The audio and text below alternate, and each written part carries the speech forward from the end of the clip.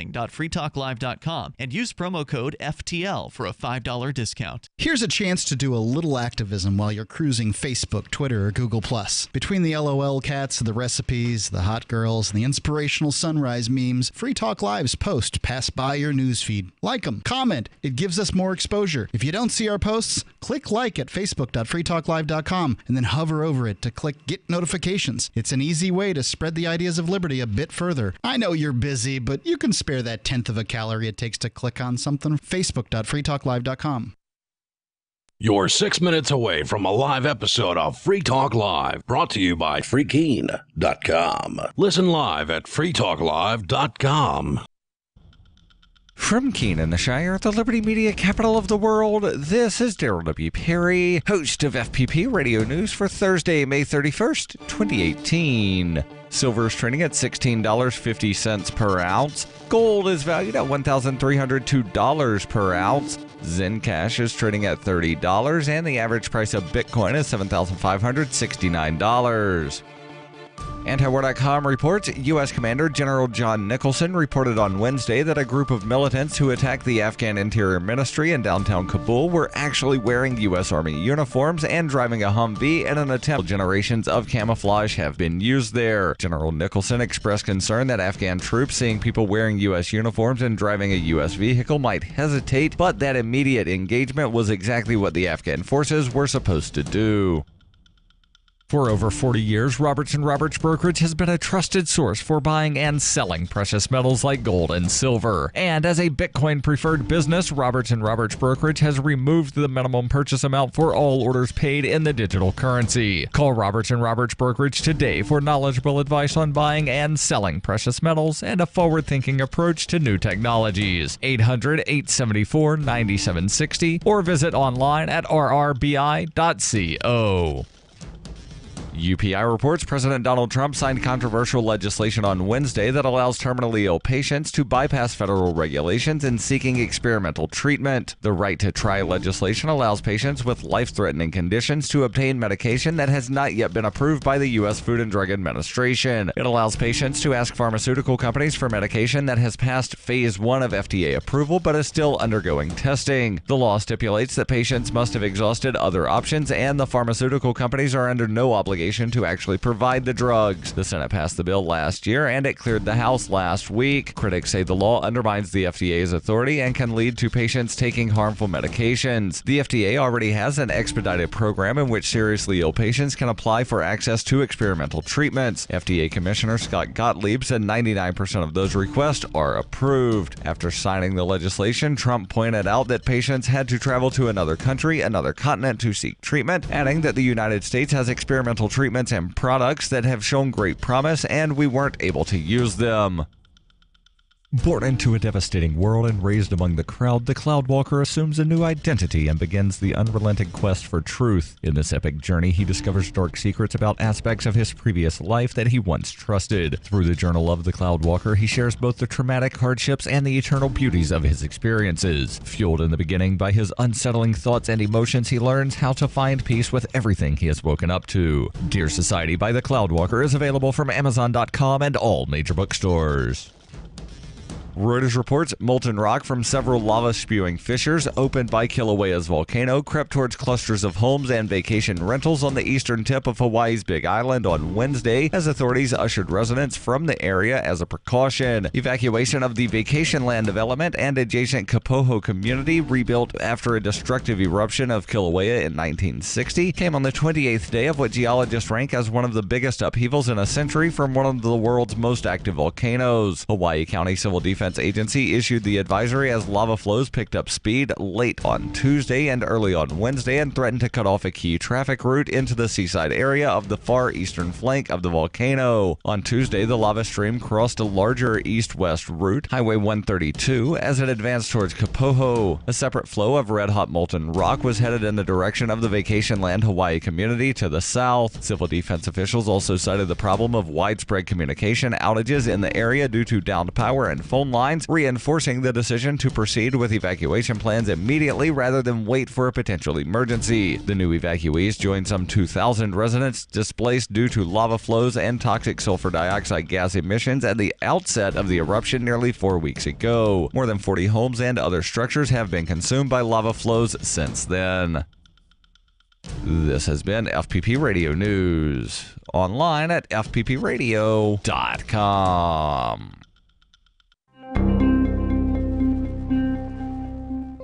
According to a new report released this week by the Pew Research Center, a rising number of weak, emasculated men are working as stay-at-home dads, with a steadily increasing number of feeble, pathetic fayboys choosing to spend their days cooking, cleaning, and performing other submissive duties. Well, our findings indicate that more and more pussified half-men are not going to work, and instead are embarrassing themselves by purchasing groceries, packing children's lunches, and denying all aspects of their masculinity on a daily basis. The Onion spoke to one of these effete, pathetic excuses for men to get his response on the new report. I love being able to stay home with Angela. I mean, it's a lot of work, but I wouldn't trade it for anything in the world. What a f***ing pussy. For more on this story, check this week's Onion Review. This is the Onion News Network.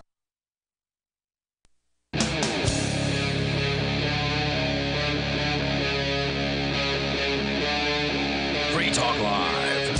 This is Free Talk Live, where you can call in and join us and bring up whatever is on your mind. And, of course, we bring things to the table, such as the recent Supreme Court decision on the Fourth Amendment and some new right-to-try legislation that was recently signed by Donald Trump, plus more. In studio tonight, it's Darryl. And Heather. And Chris. And Chris, why don't you start us off with that Supreme Court ruling? You've actually got a story from USA Today. I've got a story on the same subject from Reason, and I'm curious, how different the reporting is going to be on this. Well, I prefer USA Today because they have more pictures. Okay. And graphs and things like that. So it's my go-to. Reason only has one picture in their article. Yeah, I've got a whole bunch, plus a full-page screen pop-up for experiencing Kissimmee, Florida. So I've got that going for me.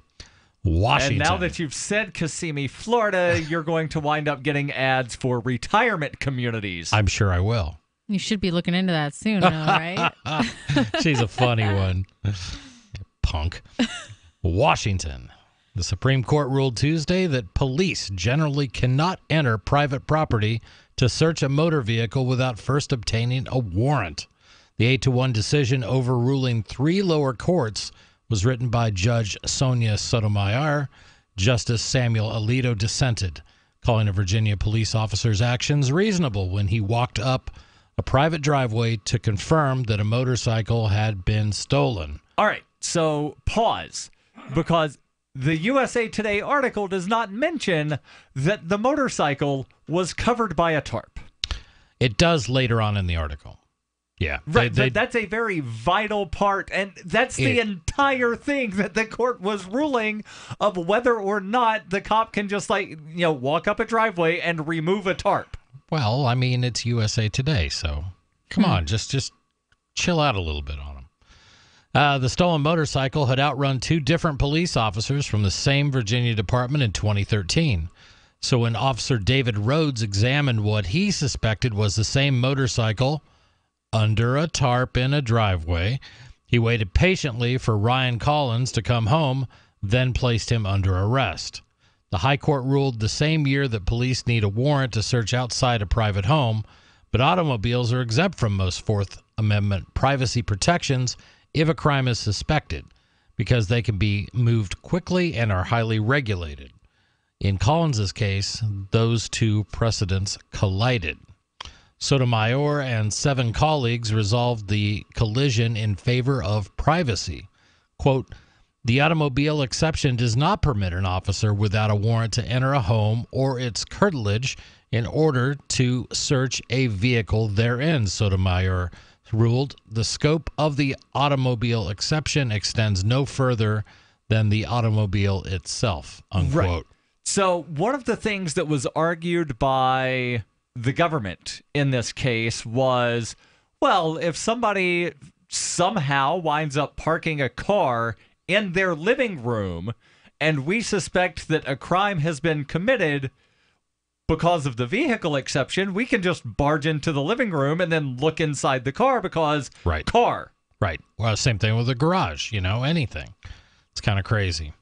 During oral argument, Chief Justice John Roberts said motor vehicles don't get the same privacy rights as houses because they can be driven away at a moment's notice. To make his point, he cited the famous race car from the 1986 film Ferris Bueller's Day Off, mistakenly recalling it as a Porsche when in fact it was a 1961 Ferrari 250 GT California Spider. All I remember is at the end of the movie, spoiler, the car gets stuck in a tree. Yeah.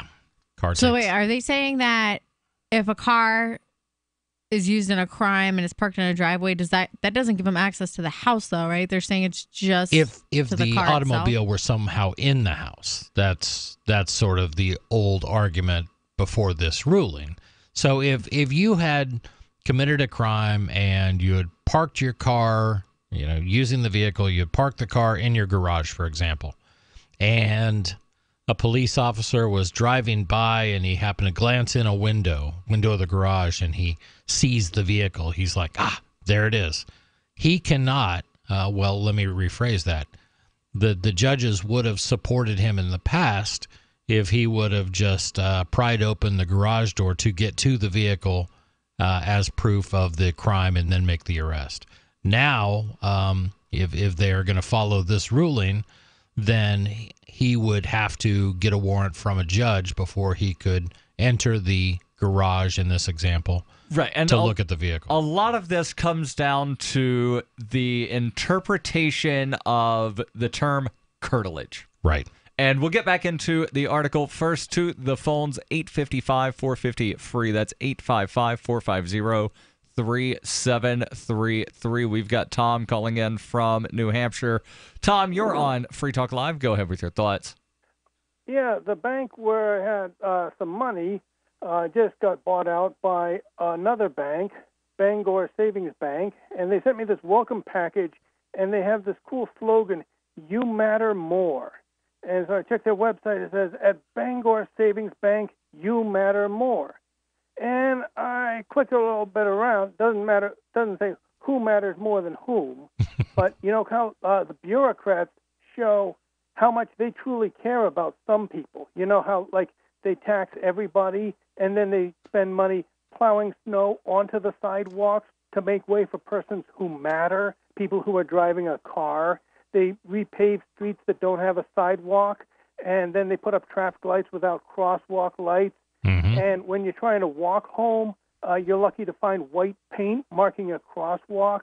But when the freight train is crossing the street, whoa, Nelly, now lights flash and bells clang and gates drop because the persons who could get killed are persons who are driving a car, persons who matter. Mm. And so I took a quick look at this website here, and, you finally find a job that you can walk to, and then you finally get your first paycheck. Guess what? The bank is closed, but the drive-up window is open for persons who matter. So I sent them an email telling them off about how you obviously don't give a fire truck about persons who walk. Tom, thank you for the call, and none of that really made any... I don't understand what sidewalks have to do with a bank. Hey, this is Free Talk Live, man, and he just totally used it to its full advantage. He did. Yeah. And I'm he just got that out on the air, man. It's got to feel good, though, right? Because he's so frustrated, and he just got that out on over 180 stations. I'm just glad he wasn't advocating for killing people this time. Oh, was that does typical call? Is that normally what he does? Yeah. Well, he didn't advocate for killing the fine folks up at Bangor Savings Bank. Yeah. But so let's jump back into this article from, I think you've got Reason, or no, I've got the Reason article. You've got the USA Today article. With pictures. Yes. Which makes so much sense for talk radio.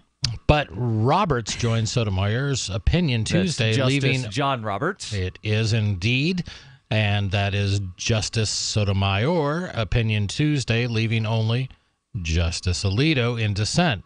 Justice Alito said the vehicle exception should apply as long as the search isn't unreasonable or a significant breach of privacy. Quote, an ordinary person of common sense would react to the court's decision the way Mr. Bumble famously responded when told about a legal rule that did not comport with the reality of everyday life, unquote, Alito said, quoting a Charles Dickens character. If that is the law, he exclaimed, the law is an ass, an idiot. Yes. So actually reading, I want to read the first paragraph from Justice Samuel Alito's dissenting opinion. Quote, the Fourth Amendment prohibits unreasonable searches. What the police did in this case was entirely reasonable. The court's decision is not. Wow. Yeah. That's strong. And what surprised me the most, not the ruling from the court here, but that it was an 8-1 decision. Right. I agree. Your calls and thoughts welcome on this or whatever is on your mind. 855-450-FREE. That's 855-450-3733. What are your thoughts on this court ruling? Did the court make the right decision in protecting the Fourth Amendment? This is Free Talk This Live. November, I'll be running the world's biggest and most popular marathon, the New York City Marathon, as a member of Team Innocence Project. The Innocence Project was the first legal organization to systematically apply DNA testing to cases of wrongful convictions as a powerful tool to reveal innocence. Tony Wright is a perfect example of the power of DNA. The Innocence Project litigated for almost 6 years to get the court's permission for DNA testing. Tony had been incarcerated for nearly 25 years in Pennsylvania and narrowly escaped the death penalty. Tony's case, sadly, is not unique. Empowered with the unequivocal proof of innocence provided by DNA technology, the Innocence Project has litigated hundreds of wrongful conviction cases, leading to the exoneration and freedom for more than 180 people through DNA testing. Overall, there have been 356 DNA exonerees in the United States who were wrongfully imprisoned for more than 4,875 years in total. You can help support the Innocence Project and help me secure my race entry in the New York City Marathon by going to run.freetalklive.com. What's more profitable, running your business or doing bookkeeping? Doing your business, of course, but you want to keep your books so that you can maximize your tax savings, right? What if I told you that there's a person that's a bookkeeper, accountant, and law school graduate that's also a hardcore libertarian? My name is Melanie Johnson, and I hate the state. I will aggressively help you to minimize your tax exposure and maximize profits, all while staying within the law. Melanie's your best choice for your taxes and bookkeeping needs. Go to tax.freetalklive.com and check out our website, tax.freetalklive.com. The Bitcoin.com wallet is a simple and powerful, full-featured wallet that allows you to send and receive Bitcoin Cash and Bitcoin Core with anyone, anywhere in the world. It supports both single and multi-signature wallets and is available in multiple languages. Use the Bitcoin.com wallet to buy, send, store, and receive both Bitcoin Cash and Bitcoin Core. Learn more at wallet.bitcoin.com. Since time began, tyrants have taken aim at personal liberties. Now there's a movie that aims back. The government has no more right to tell us what to put in our bodies than they have to take our guns or tell us what books we can read. 6 drug police were eaten by bears while raiding a marijuana farm. On your knees, you dirty hippie! Jesus. On your knees! What's the problem, officer? Today, many cops who enforce pot laws do so only because it provides them with cushy jobs, good benefits, and a chance to push people around. I was an undercover narcotics officer. The drug war is nothing but a farce. The Second Amendment says you gotta keep you and your gat intact. Guns and Weed, The Road to Freedom. A film by Michael W. Dean and Nima Vadadi. DVD available now at gunsandweed.com or on Amazon. That's gunsandweed.com. Makes the perfect gift. Remember, that's gunsandweed.com. Did you know you can watch Free Talk Live during our live show 7 days a week from 7 to 10 p.m. Eastern via our studio cams at cam.freetalklive.com? Plus, you can chat with other listeners while you watch, all totally free. Now that our live video stream is hosted by YouTube, our video archives will be online even faster, so be sure to subscribe to our YouTube channel. Listen, watch, and chat all free at cam.freetalklive.com. That's cam.freetalklive.com. We've all heard about blockchain assets like Dogecoin, Ether, and Ripple. Bitcoin isn't the only player in the blockchain game any longer. And for those of us wondering how to get our hands on these digital assets, finally, there's a solution. Shapeshift.io allows you to buy and sell between your digital assets and Bitcoin instantly between your own digital wallets. I've used it with ease. Shapeshift.io. There's no account or email address needed. You send them the crypto you want to sell. They send back the crypto you want to buy. It's that easy. Shapeshift.io. What's up next? Visit the Liberty Radio Network program guide to find out at shows.lrn.fm. That's shows.lrn.fm.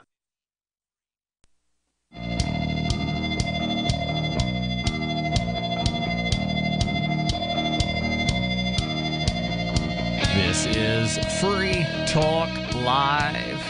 855-450-FREE. That's 855-450-3733. We'll get back into the story here about the Supreme Court ruling, the surprising 8-1 Supreme Court ruling about the Fourth Amendment.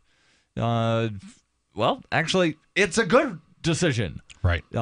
Surprisingly, a good decision. And I want to tell you about a website that is surprisingly good, and it's something that libertarians have wanted for a long time. And that is a directory of liberty-minded businesses. And, well, actually, liberty.menu is much more than that. It's a directory for businesses, events, digital content, and more. Listings can be rated and reviewed, and there's also a bit of a social networking aspect so you can connect and share with other users. Use of liberty.menu is exclusively for individuals who reject the initiation of force and those who agree to abide by the ethics of the non-aggression principle. Put your voluntarist ideas into action at liberty.menu. Use code FTL to get a special Free Talk Live listener badge. That's liberty.menu. In studio tonight, it's Darryl. And Heather. And Chris. And Chris, you've got a story from USA Today. I've got one from Reason. And, it's interesting seeing the distinct journalistic styles here to where, USA Today is almost reporting on this like it's kind of a bad thing. The cops can't just go do whatever they want to because there's this pesky Fourth Amendment. I don't know. I find this article very straightforward. They're explaining exactly what happened and how both sides... they're explaining what happened, but it seems as though they're explaining it in kind of a, here's what happened, and it really sucks that the cops can't just do whatever they want. I agree, but I would expect Reason to be a little bit more passionate about this type of an article, this type of a story, right. And they're going to be. So, we're comparing activist type news to USA Today, which is written for, how old's your daughter, Heather? She's 8. It's written for an 8-year-old. I'm pretty but sure. it's also written with the government is wonderful twist. Yeah, generally. So this article let's continue. And I've actually got the ruling pulled up. And I want to read very briefly from Justice Alito's dissenting opinion. Mm-hmm. He says the Fourth Amendment protects the rights of the people to be secure in their persons, houses, papers, and effects. A house, for Fourth Amendment purposes, is not limited to the structure in which a person lives, but by the same token, also does not include all real property surrounding a dwelling. Interesting. But would not the real property surrounding a dwelling be considered the effects of a person? I certainly would include that. And those are places where you may store. And even if you say, my papers and effects, those are things, that's a place where those things could be stored. Right. And then, again, this decision largely came down to how the court ruled on the term curtilage, which is... I've never even heard that word. It's a legal term, and Alito refers to it as the area surrounding a house. Yeah. And how far exactly does that extend around the house? Does it extend all the way to the sidewalk? It's a gross sounding word, isn't it? It is, curtilage. Isn't it? Makes me think of like curdled milk or right, something. Sounds almost like cartilage, which is the weird, not quite bony stuff in your nose. It's like a spoiled nose. The curtilage. Wait, so what's the actual definition? Sorry, I got sidetracked. I don't know the actual definition. I got one pulled up. An area of land attached to a house and forming one enclosure with it. Wait, what? That's a quick way. Forming one enclosure? It's the area around the house, and various courts, through various opinions and various legislators through various laws, have come to define curtilage in various ways. Yeah. Here's a better answer from the Legal Information Institute at Cornell. Curtilage includes the area immediately surrounding a dwelling and counts as part of the home for many legal purposes, including searches and many self-defense laws. When considering whether something is in a dwelling's curtilage, courts consider 4 factors: the proximity of the thing to the dwelling, whether the thing is within an enclosure surrounding the home, what the thing is used for, and finally, what steps, if any, the resident took to protect the thing from observation access by people passing by. So putting it under a tarp. Or like a shed? Would that Well, be like no. more Yeah, I would say like a shed garden that's right. shed or something. That you've If it's got right stuff next in to you, it. maybe an old hickory garden shed or I something. mean, does it have like to be that. right next to it, or can it be like in the corner? Like, what if you have an acre, and you've got it in the corner of your property? I think there they would argue that if it's a ways away, it's not part of curtilage. It But- may be on your property. But based on that 4th part of curtilage, if you have something in the shed and the shed doors are closed, you are obstructing that thing from public view. Correct. What steps, if any, the residents took to protect the thing from observation or access by people passing by. And again, if you have covered something with a tarp, Right, and that's one of the very Is it protected important from facts. rain or for? well, It could be protected for any number of reasons, but that's one of the very important facts in this case. Is Particular there was case, a yeah. motor? Was there a picture of how it was covered beforehand? The police officer took a photograph, and then he walked up the driveway, removed the tarp, then took another photograph, I believe is what I read. He then put the tarp back over the motorcycle and then went and sat in his car and waited on the guy to show up at the house. Right. So how did he figure out the motorcycle was under that specific tarp? Like, what led him to that house? Question. And I have an answer because last night I read the 32-page decision from the court with a bunch of the facts. Of course you did. Go ahead. So what had happened, again, Chris, you had mentioned at the beginning of the story here that there were 2 different police officers in this particular area that saw someone on this particular motorcycle commit some traffic infractions, and they got the description. Somehow this guy happened to have seen a picture of this motorcycle on Facebook. I don't know how he stumbled across this picture of the motorcycle, but he noticed, like, he could tell from the picture, it looks like it's at this house and it's parked at this angle in this driveway. Or he was fishing. That's probably what it was, but the claim was, I saw a picture on Facebook and the motorcycle was parked in this particular manner in this driveway. Right. And then as I was driving down the road, I saw a motorcycle, or what I thought to be a motorcycle, covered in a tarp, parked in the same angle, in roughly the same spot in this particular driveway. And so I walked up the driveway and removed the tarp to see if it was the same one, and it was. Yeah. So do you think, though, in a case like that, like if this picture actually exists where the same motorcycle was parked in the same spot without a tarp, would you say that if a crime is committed, that's reason enough to? I would not, simply because he has no idea what is under the tarp. It may have been a motorcycle one day, it could have been a lawnmower the next day, or it may not even be, even if it's a motorcycle, who's to say it's that guy's? So there's all kinds of reasons. That's also another fact of the case that we'll discuss, plus your calls and thoughts. Welcome, 855-450-FREE. That's 855-450-3733. Want revenge on the common housefly? Well, after 10,000 years, someone has finally come up with a better way. The Bug Assault, a miniaturized shotgun. which utilizes ordinary table salt as ammunition. Non-toxic and no batteries required. So much fun, you'll forget you have a wife and kids. $39.95 and free economy shipping. Use discount code GCN and get an extra 10% off your purchase at bugasalt.com. Fire your fly swatter. Get your Bug Assault today.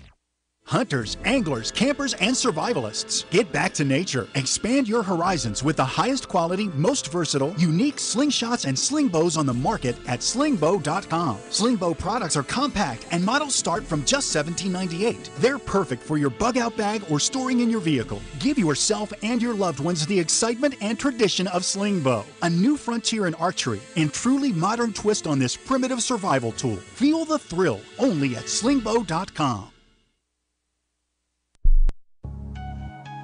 A congressman recently revealed that legislation totaling 2,900 pages and involving more than $1 trillion was available to members of Congress for less than 48 hours to study and consider. That's over 60 pages of legislation per hour. Do you think anyone read the entire bill? I'm Jim Babka with DownsizeDC.org. Consider a proposal buried in a 3,200-page, $388 billion bill, which would have empowered committee chairmen or their agents to examine Americans' tax returns. When this horrible provision came to light, no one claimed to know how it got into the bill. One congressman questioned said, "I didn't write it, I didn't approve it, I wasn't even consulted."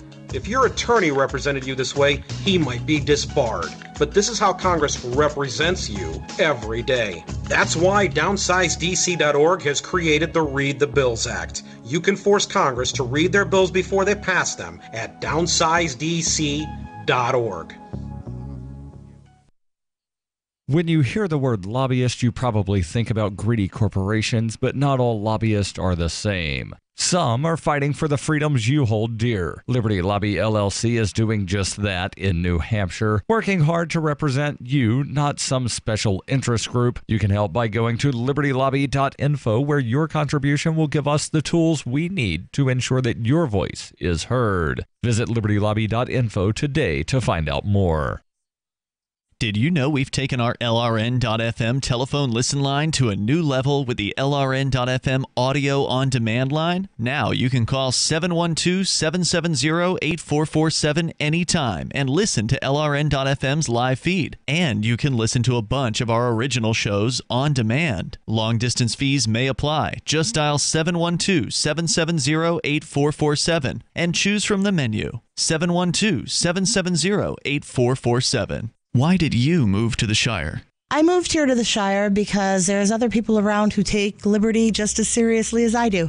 I moved to the Shire because I saw videos of people challenging authority and thought that I could get support myself. It called to me, like, do this right now. I wanted to be around people like me who got it. And once I got here, I knew there was nowhere else that I wanted to be. I've always wanted to change the world. So I moved to the Shire to join people who were actually working towards doing the same thing. The people here are awesome, loving, and positive. It was for the adventure and for the feeling of something important is happening here. And I just wanted to come to sort of be part of that. Visit ShireSociety.com to read and sign the Shire Society Declaration and learn the reasons why, if you love liberty, you should immigrate to the Shire. Plus, add yourself to the Shire map at ShireSociety.com. That's ShireSociety.com. If you enjoy LRN.FM, please contribute to your favorite shows via their websites and become an amplifier at amp.lrn.fm. That's amp.lrn.fm.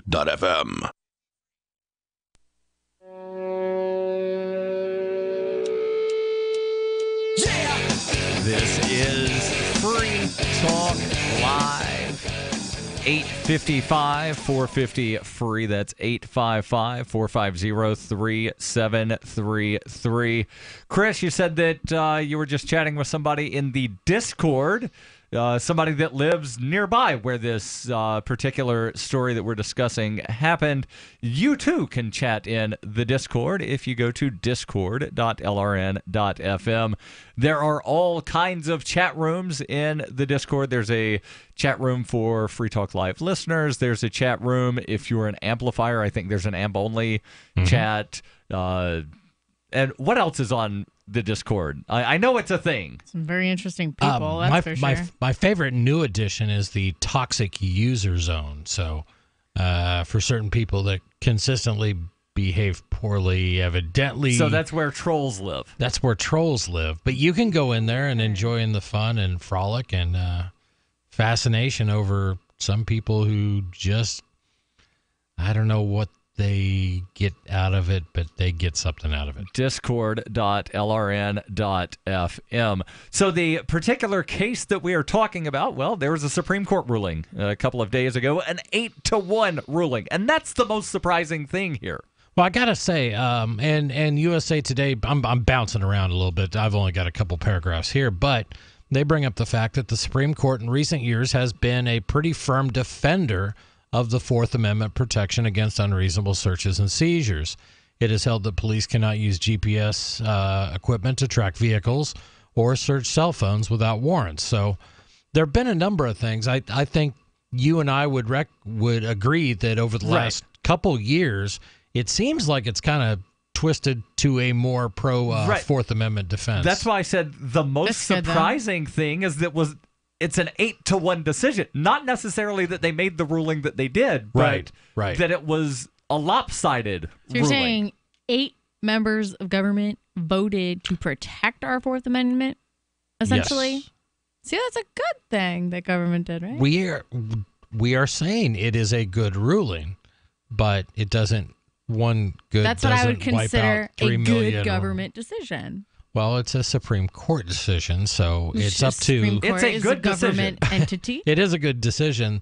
The question is why do they have to decide things like this in the first place? I call that if your average police officer, people disagree. That's why. Well, yeah, but if police officers and prosecutors and other people in the Justice Administration would. When they're doing an arrest or they're doing an investigation, if their first and foremost thoughts as they go through this were simply, is this constitutional?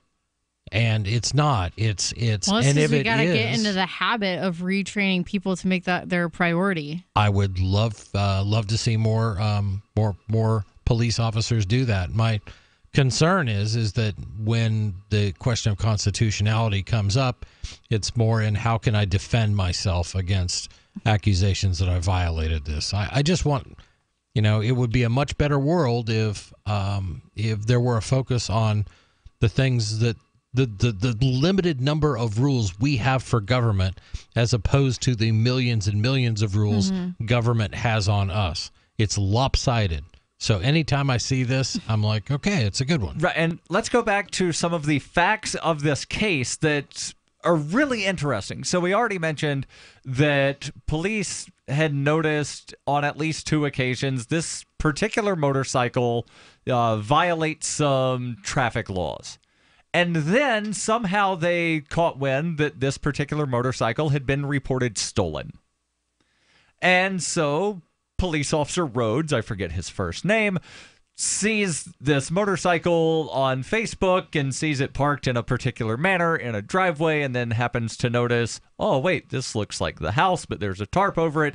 And so he goes up and he uncovers the thing, discovers it's a motorcycle, waits on Ryan Austin Collins to wind up getting home, and then he questions him. Collins says, I bought this, but I didn't get a title when I bought it. So Collins was then arrested and charged with receiving stolen property. Was it actually stolen? Did they find out? It was stolen. We don't know who stole the thing. It wasn't Collins. It wasn't the guy that had parked it under a tarp. And so he was challenging the entire arrest, saying that it was an unreasonable search. And he ultimately, this is almost 5 years after the initial arrest, finally the U.S. Supreme Court agreed and said, yes, this was an unreasonable search. Yeah. We don't even know if Collins was the guy that committed the traffic infractions. Yeah, and that's an important thing to keep in mind. And too often people will just focus on the result. Okay, well, even if we may have bent the Constitution a little bit, at least we got the bad guy. We got the perp. Right. And that is absolutely the least American way people can possibly look at this sort of thing. If you are a true American, if you are a true patriot, if you believe in the rule of law, then you have to accept that there are limitations on police officers and limitations on our courts that they go back to 1789, okay? When we ratified the Constitution, that's how long these have been. And if you're serious about saying, okay, we need to live in a Constitution, we just need to follow the Constitution, and good guys, we should be an example, a shining example of liberty and freedom for the world, then you cannot disregard this. Right. It is a must. You have to realize that sometimes bad guys are going to get away with it.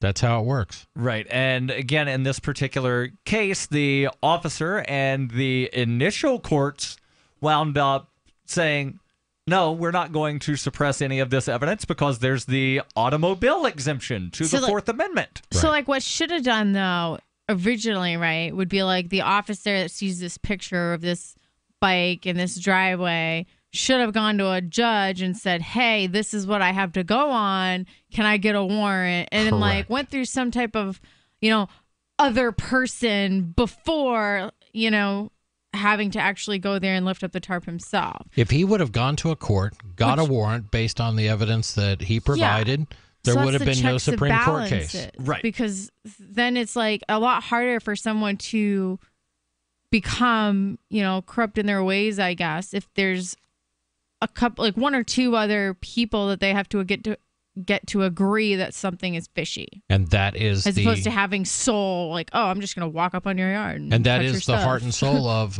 American jurisprudence. That's how it's supposed to work. Yeah. That you do have to convince someone else or demonstrate in some way that it's because what you're doing is regardless of what action you're taking, you are violating the rights of another person. Mm-hmm. When you take this action, when you go on their property, when you look inside of something, whatever, you go in their house, that's a violation of their rights. And only a judge should be able to say, yes, I grant you that because there appears to be evidence of a crime having taken place. Is there more from the USA Today article that you want to get to? If not, I've got a paragraph from the Reason article.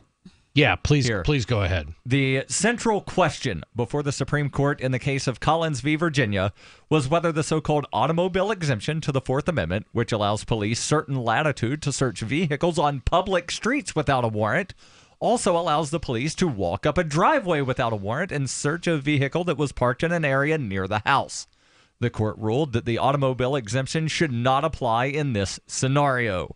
Justice Sonia Sotomayor wrote in the decision to allow an officer to rely on the automobile exemption to gain entry to a house or its curtilage for the purpose of conducting a vehicle search would unmoor the exemption from its justification, render hollow the Fourth Amendment protection of the Constitution, extending to a house and its curtilage, and transform what was meant to be an exemption into a tool with far broader application.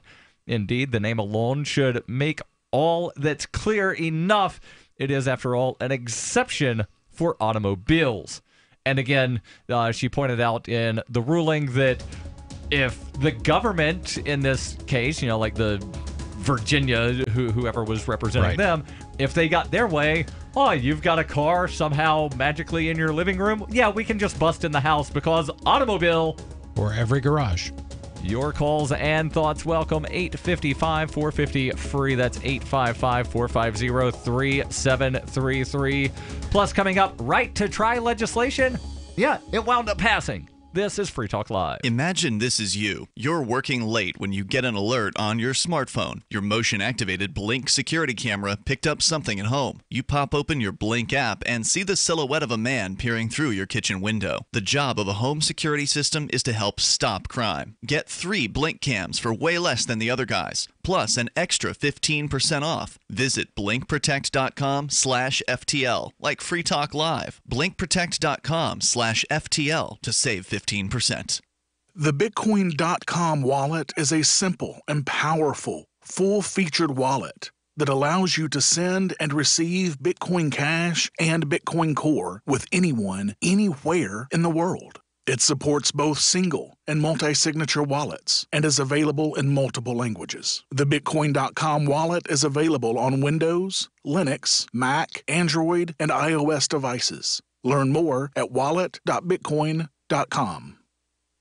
It's about time something new came along for better selling and buying online. And I found it. What now, Marge? It's buysellmakeoffer.com. Never heard of it. It's a brand new company. That's why you've never heard of it. It's the newest and best way to sell any products online. I did all the research. Sell my car? Yes. Our home? Yep. My golf bag? Your golf clubs. All of them. How about your purse collection hoard? Hey, now. You said any product. Right. I did. We get 30 days free. Really? Packages starting from only $9.95. And buysellmakeoffer.com will never charge item fees ever.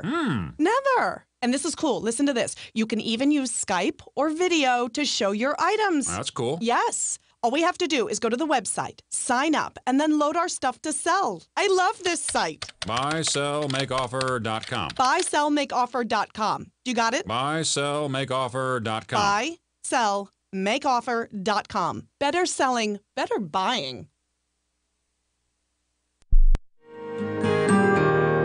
So the protection of life, liberty, and property is what the Free State Project is all about. But it's an effort to move 20,000 people who understand. It's about demonstrating to the entire country that, yeah, we can have a free market, a truly free market. Making it just a freer, great place to live.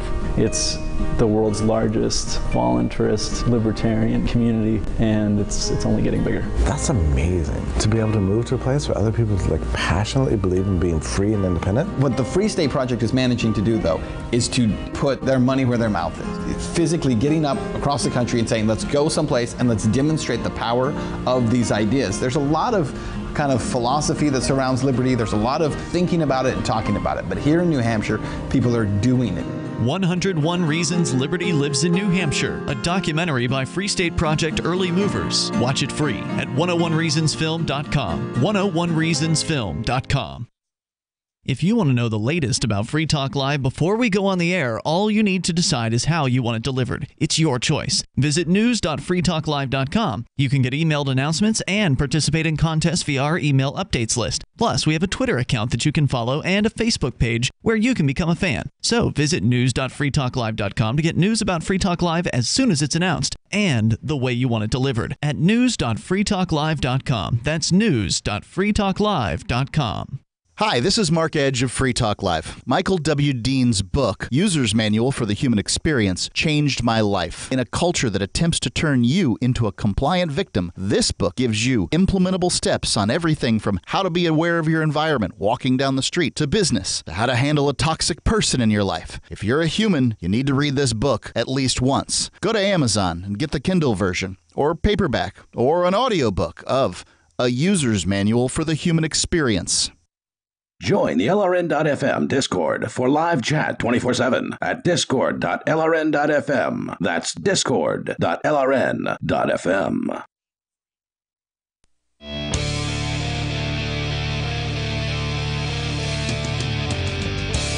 This is Free Talk Live.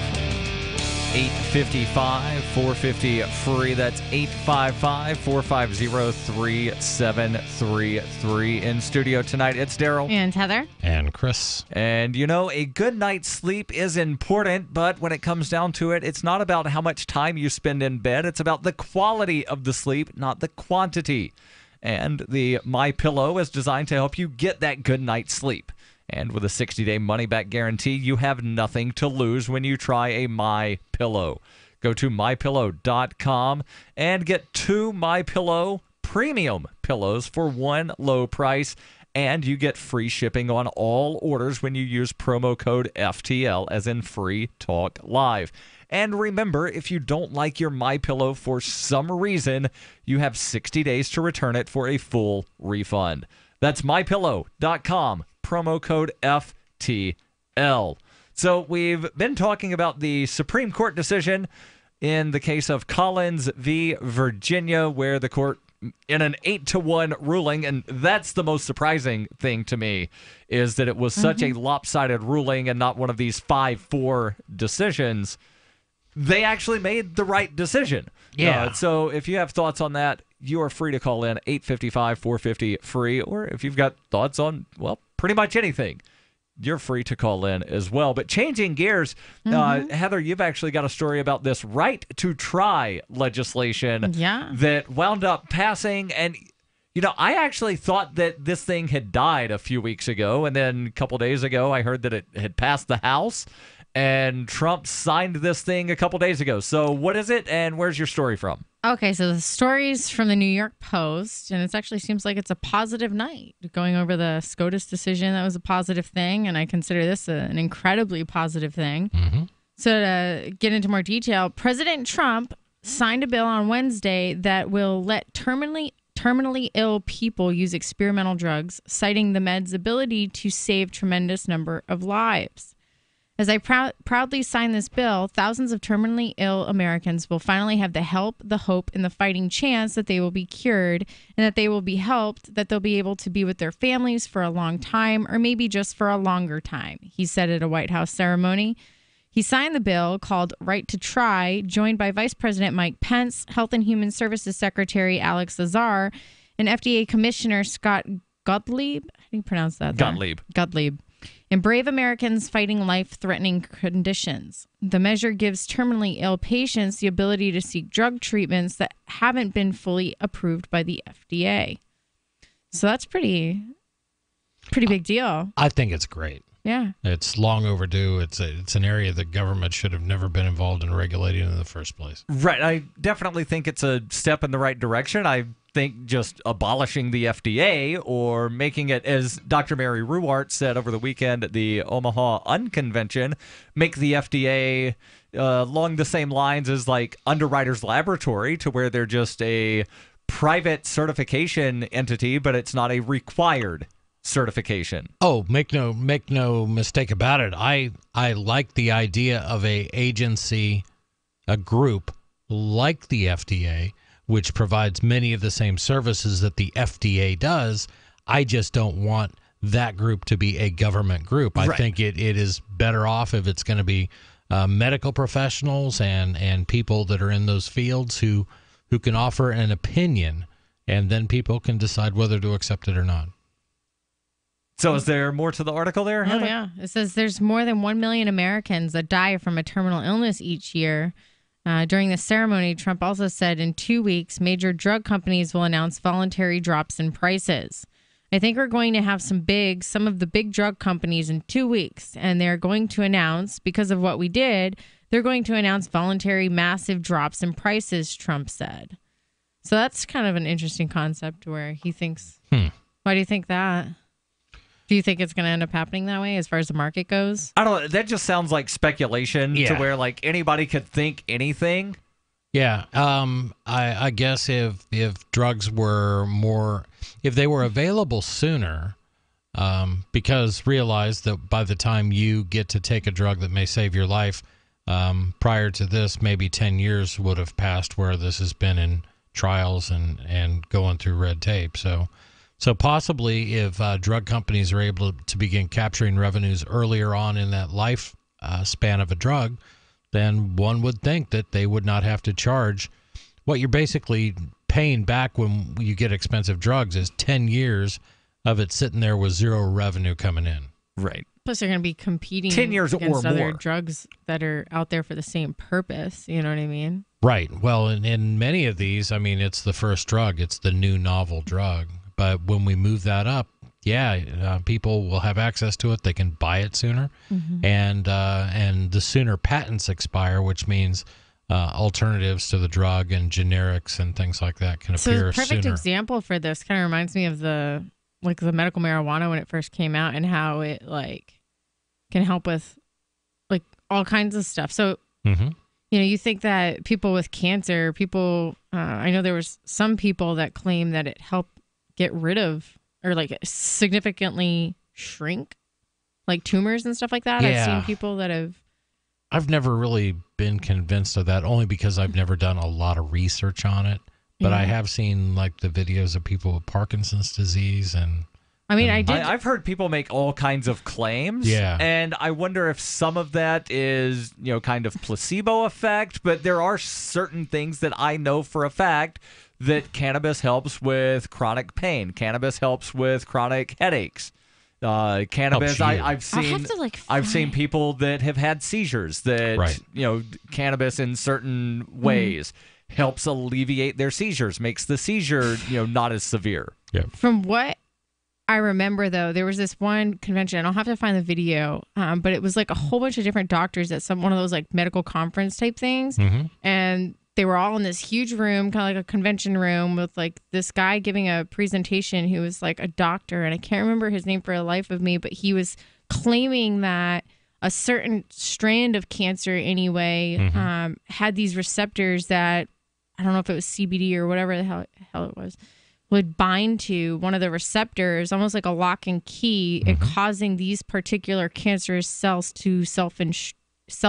Just sort of like basically it was turn like themselves off, when this one part of the cannabis would bind with this particular receptor, it like a lock and key just told it to self-destruct without damaging surrounding tissues like radiation would do. And so I can't remember which strand of cancer. I think it was like more like skin cancer, like a external type of cancer. But I don't doubt that those things may exist, and I've read articles over the years, that said, well, this looks like it is absolutely shutting down this type of lung cancer and things like that. I just haven't researched it enough. What I will also say is that marijuana activists sometimes do themselves a bit of disservice by promoting marijuana as a cure for things that it's the latest cure-all, and it basically becomes I got like my arm amputated. I smoked some weed and my arm grew back. And now you're making it sound like snake oil, and that doesn't do anybody any good. It cures death. Right, but what I want is if we can get this thing off of the schedule and start getting real research, by universities and by all sorts of people. But this law kind of like taps into that, right? So like if somebody say did have a terminal illness, they could be like, well, I want to give this a try. Right? Maybe. So the article that you have doesn't really give a lot of detail about what the bill actually or the legislation actually does. UPI says that this right to try legislation would allow patients to ask pharmacies, or rather pharmaceutical companies, for medication that has passed phase 1 of FDA approval. So it has to have been something that has at least gone through a certain level of testing, but has not gone through all of the levels of testing. And there's no requirement that any of the pharmaceutical companies actually wind up selling any of the things to anybody. Right. So you now have the right to ask the pharmaceutical company for it, but there's no requirement that they actually sell it to you, nor do I think that there should be. That's why I said, the real solution here is just get rid of the FDA. Yep. Is there a second? I'll second that. Yeah. All in favor? Aye. Aye. All right. What, you abstaining? Sounds like she's abstaining, so it's unanimous. Still passes. Yeah, we're good. I don't know. I just don't want any unintended consequences. Well, I think the FDA is a great example of unintended consequences. Yes. Nobody foresaw the idea that medical breakthroughs could take 10 or 15 years before they make it to the people who need those to survive. And that is one of those. Nobody would ever believe that they would regulate food and things like that. Those were never thought of in the past. And an excellent resource on this is Dr. Mary Ruart's Death by Regulation, deathbyregulation.us. This is Free Talk Live. Your calls and thoughts welcome. 855-450-FREE. Attention business owners and independent contractors. This is a money-saving message from Tax Mediation Services. If your business owes $20,000 or more in taxes, we can help you today, right now. Listen, dealing with the IRS is no picnic. It's an intimidating and extremely stressful process, and you don't want to go it alone. Our attorneys know every law, every tax break, and every possible opportunity to help you resolve and reduce your tax debt. And if you owe more than $20,000, you may be at the top of their hit list. So don't take your tax debt lightly, because it will not go away on its own. The IRS can seize your bank accounts, your home, and even shut down your business. Call our tax experts today at 1-800-261-9818 and let us deal with the IRS while you focus on your business. That's 1-800-261-9818. Again, 800-261-9818. Should you be able to earn an honest living free from senseless government interference? The Institute for Justice thinks so. That's why we've spent years defending hard-working men and women from pointless government regulations. Nationwide, IJ has created opportunity by reducing government power. But there is still more work to be done. Visit our website today at ij.org. Let IJ take care of the government so you can take care of your business.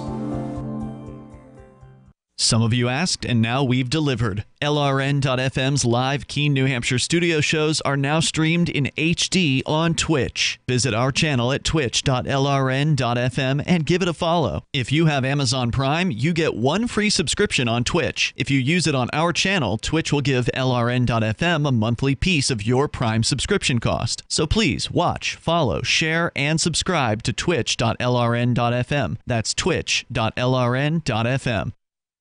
You're listening to the live edition of Free Talk Live. Hour number 2 is next after the news here on the Liberty Radio Network at LRN.FM. From Keene in the Shire, the Liberty Media capital of the world, this is Darryl W. Perry, host of FPP Radio News for Thursday, May 31st, 2018. Silver is trading at $16.50 per ounce. Gold is valued at $1,302 per ounce. Zencash is trading at $30, and the average price of Bitcoin is $7,569. Antiwar.com reports U.S. Commander General John Nicholson reported on Wednesday that a group of militants who attacked the Afghan Interior Ministry in downtown Kabul were actually wearing U.S. Army uniforms and driving a Humvee in an attempt to bypass checkpoints. This might well have worked, except that this was actually an old Army uniform pattern, a fact which was noticed by the checkpoint guards. This led to a skirmish, and one of the attackers used an explosive vest in the attack. All 8 attackers were killed, while 1 Afghan soldier was killed and several were wounded. The use of captured U.S. uniforms is a long-standing tactic of militant groups in nations like Afghanistan, where long-term U.S. military presence means a lot of such gear is available. 17 years of U.S. presence in Afghanistan means multiple generations of camouflage have been used there. General Nicholson expressed concern that Afghan troops seeing people wearing U.S. uniforms and driving a U.S. vehicle might hesitate, but that immediate engagement was exactly what the Afghan forces were supposed to do.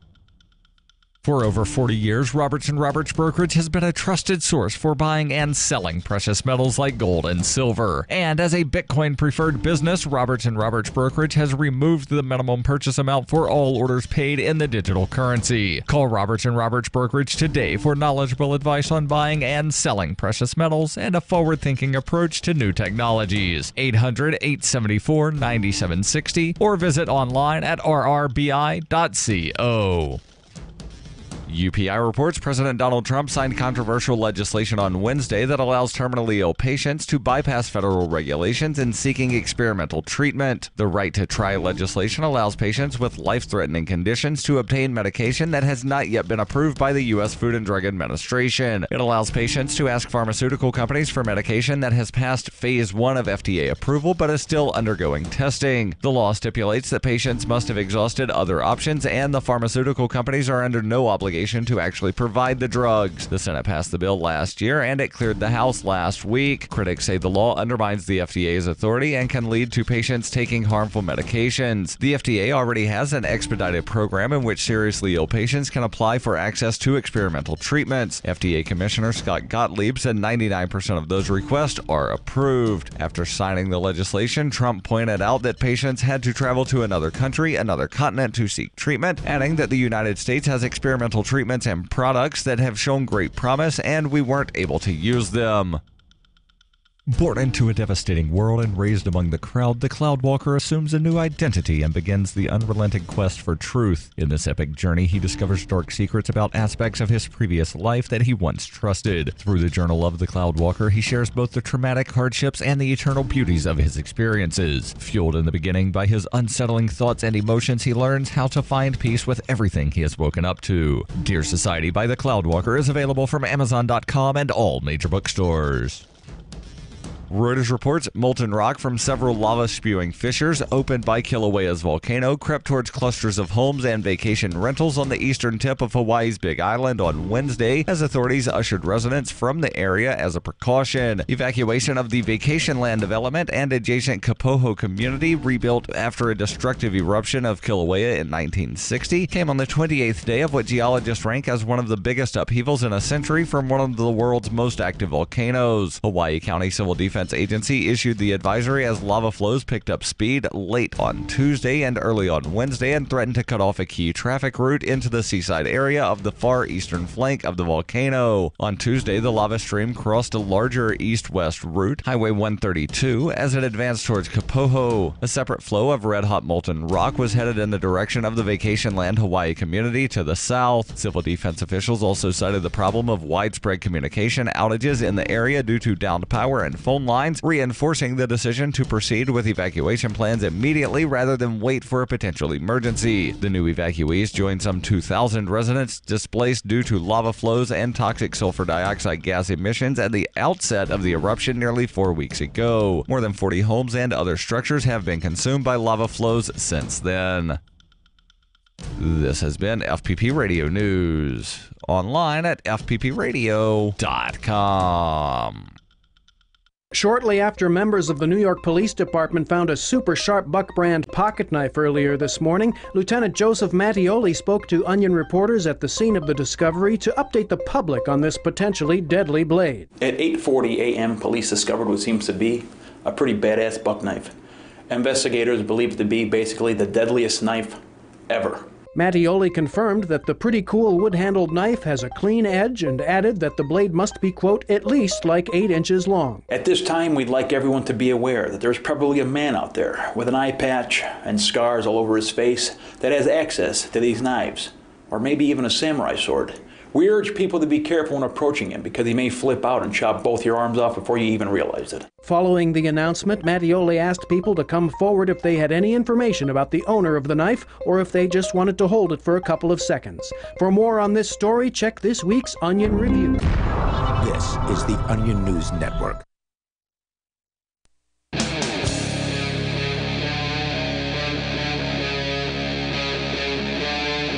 Free Talk Live. This is Free Talk Live. 855 450 free. That's 855 450 3733. Kicking off hour number 2 in studio tonight. It's Darryl. And Heather. And Chris. And, well, your calls, thoughts, welcome about whatever is on your mind. But we've been talking about some federal issues. Started off talking about the Supreme Court ruling from just a couple days ago, where the Supreme Court, in a surprising 8-1 decision, that's the surprising part, is that it was an 8-1 decision, wound up ruling in support of the Fourth Amendment and against warrantless searches of curtilage. Then talked about Trump signing the right to try legislation and staying somewhat tangentially related to drugs, in this case, federally approved ones. Chris, you've got a story about the American Medical Association and some kind of opioid policy? Yeah, this comes to us again from Reason. The AMA castigated for rightly opposing a national 3-day limit on opioid prescriptions. A bill sponsored by Senator Rob Portman, Republican of Ohio, would impose a nationwide limit of 3 days on initial prescriptions of opioids for acute pain. Quote, people are dying around the country every single day because patients are being prescribed too many opioid pills at one time, unquote. That's not why people are dying. People are dying because they're buying things on the black market that they don't really know what they're getting. Yeah, that I'm not going to get into the details of numbers and things like that because I just don't know them. You know what I mean? But I do think there are some people that do overdose from prescription opioids too. Right. And or get started taking prescription opioids right. and end up. That kind of like prove though that that no regulation is kind of a bad thing? Well, because the black market, there is no regulation. That's as raw and free as it gets when you buy on the black market. right. But the question is whether having things easily available leads to more usage. And, the case we often refer back to is Portugal, where you can pretty much possess any kind of drug you want and their usage goes down. When I walk into CVS to buy Sudafed or Tylenol, I know what I am getting. Right. If I go to some guy on the street corner to buy Sudafed or Tylenol, and I don't know why I would when I could just walk into the CVS, right. I'm trusting that what is in that capsule is actually what he is telling me. You know why I would buy Sudafed on a street corner?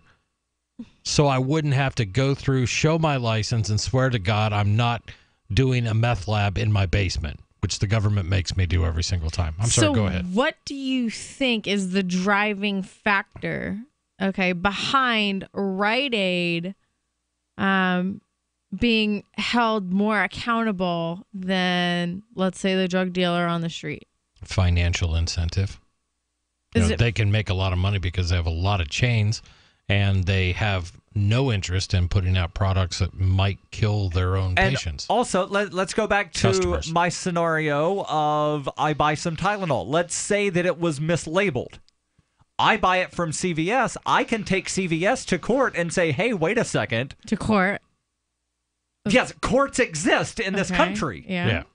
So if CVS sells, let's say, opioids, but it's in a Tylenol bottle, they've committed fraud. I can take them to court. Okay, so if I buy something from the guy on the street corner and it turns out to be not what he said it was, I can't take the street drug dealer to court because then I have to admit I committed some kind of felony, and then the court's just going to laugh at me, and then I go to jail. See, Heather, I think, is trying to promote the idea that, well, see, we must have courts, we must need courts, and courts are run by the government.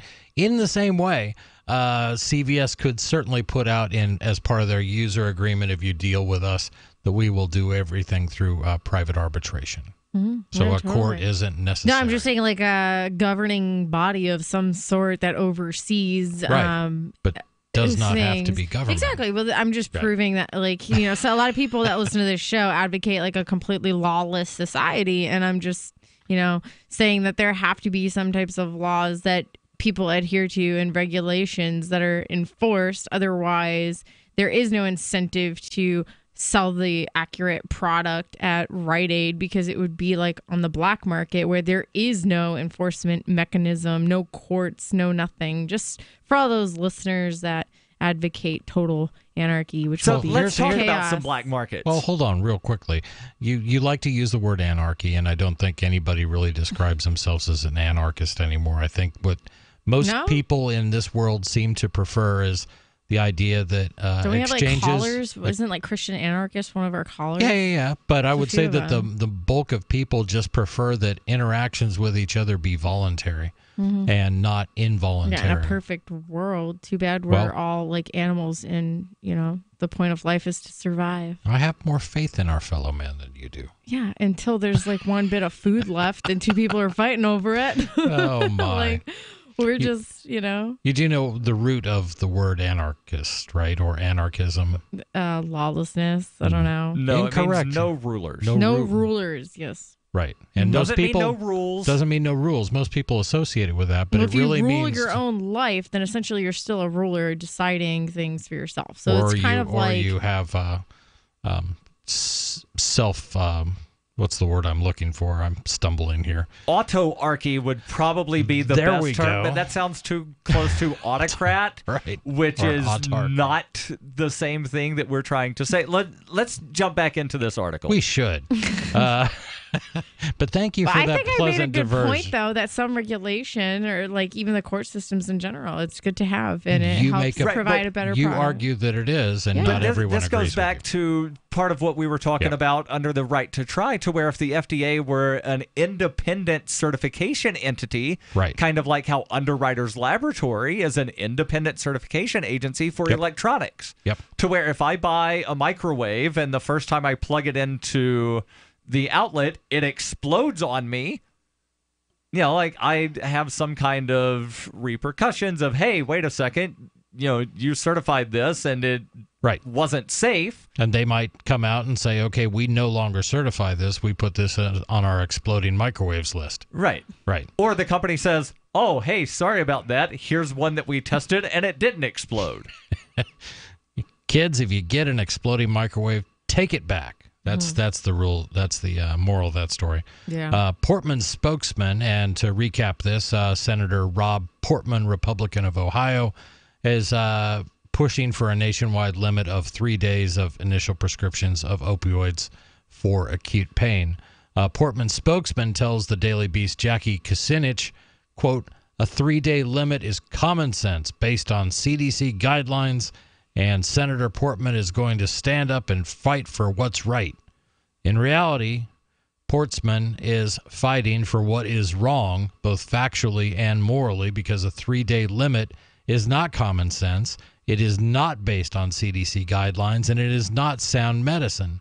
As Jeffrey Singer notes on the Cato Institute's blog, the American Medical Association, for once, is taking the right position on federal meddling with health care by opposing Portman's bill. In a statement quoted by Kucinich, the doctors' organization says, quote, a strict 3-day limit ignores the admonition from the CDC guideline that, quote, clinical decision-making should be based on a relationship between the clinician and the patient and an understanding of the patient's clinical situation, functioning, and life context, unquote. Misstates the actual recommendation of the CDC and applies limits to clinical situations of which they were not intended to be applied. Limits and one-size-fits-all approaches will not end this epidemic. And there's more to this article, plus your calls and thoughts. Welcome, 855-450-FREE. That's 855-450-3733. What are your thoughts on this proposal that no one can have more than a 3-day supply of opioids? Oh, you got your prescription filled on Thursday, runs out on Sunday. Good luck. Ike was such a sweet, lovable animal, and people would want to pet him, and they'd come up and they'd get close to him, and it would be this instant, oh!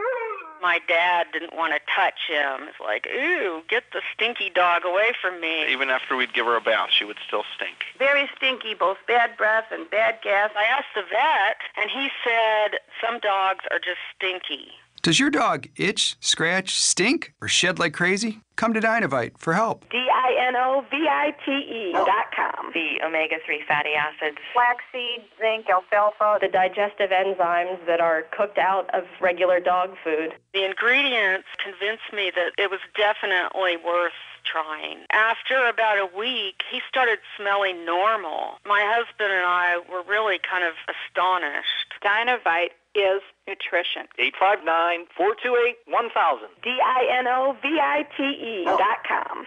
What's more profitable, running your business or doing bookkeeping? Doing your business, of course, but you want to keep your books so that you can maximize your tax savings, right? What if I told you that there's a person that's a bookkeeper, accountant, and law school graduate that's also a hardcore libertarian? My name is Melanie Johnson, and I hate the state. I will aggressively help you to minimize your tax exposure and maximize profits, all while staying within the law. Melanie's your best choice for your taxes and bookkeeping needs. Go to tax.freetalklive.com and check out our website, tax.freetalklive.com. Good technology is good, but the philosophy behind the tech is important. And Zencash was made by voluntarists with the ideas of voluntary interaction being embedded into the white paper. With no central authority or single point of failure, Zencash is more resilient than a traditional corporation. Everyone has an equal opportunity to participate in decision-making, which empowers stakeholders and makes Zencash less susceptible to third-party influence. And Zencash allows for secure private transactions. Learn more at zencash.com.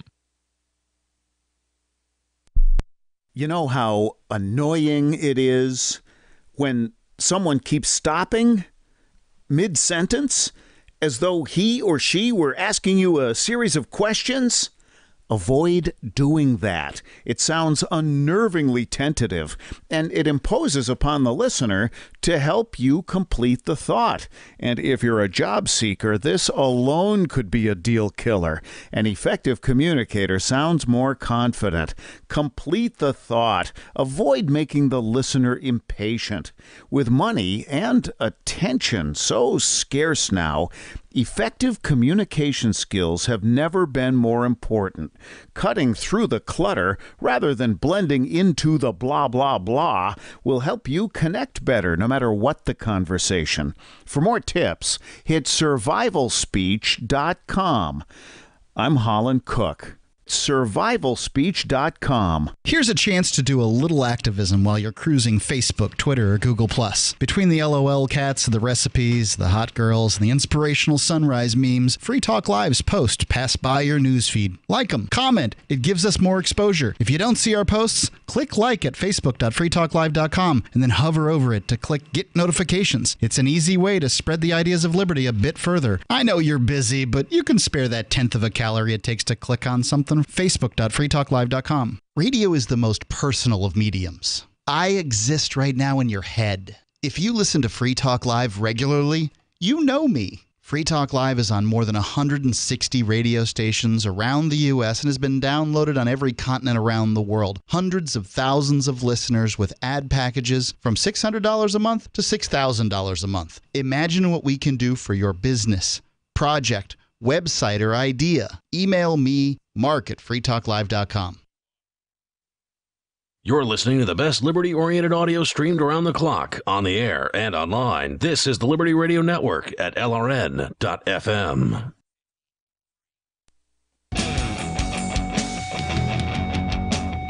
This is Free Talk Live. 855-450-FREE. That's 855-450-3733. Your calls and thoughts welcome about whatever is on your mind.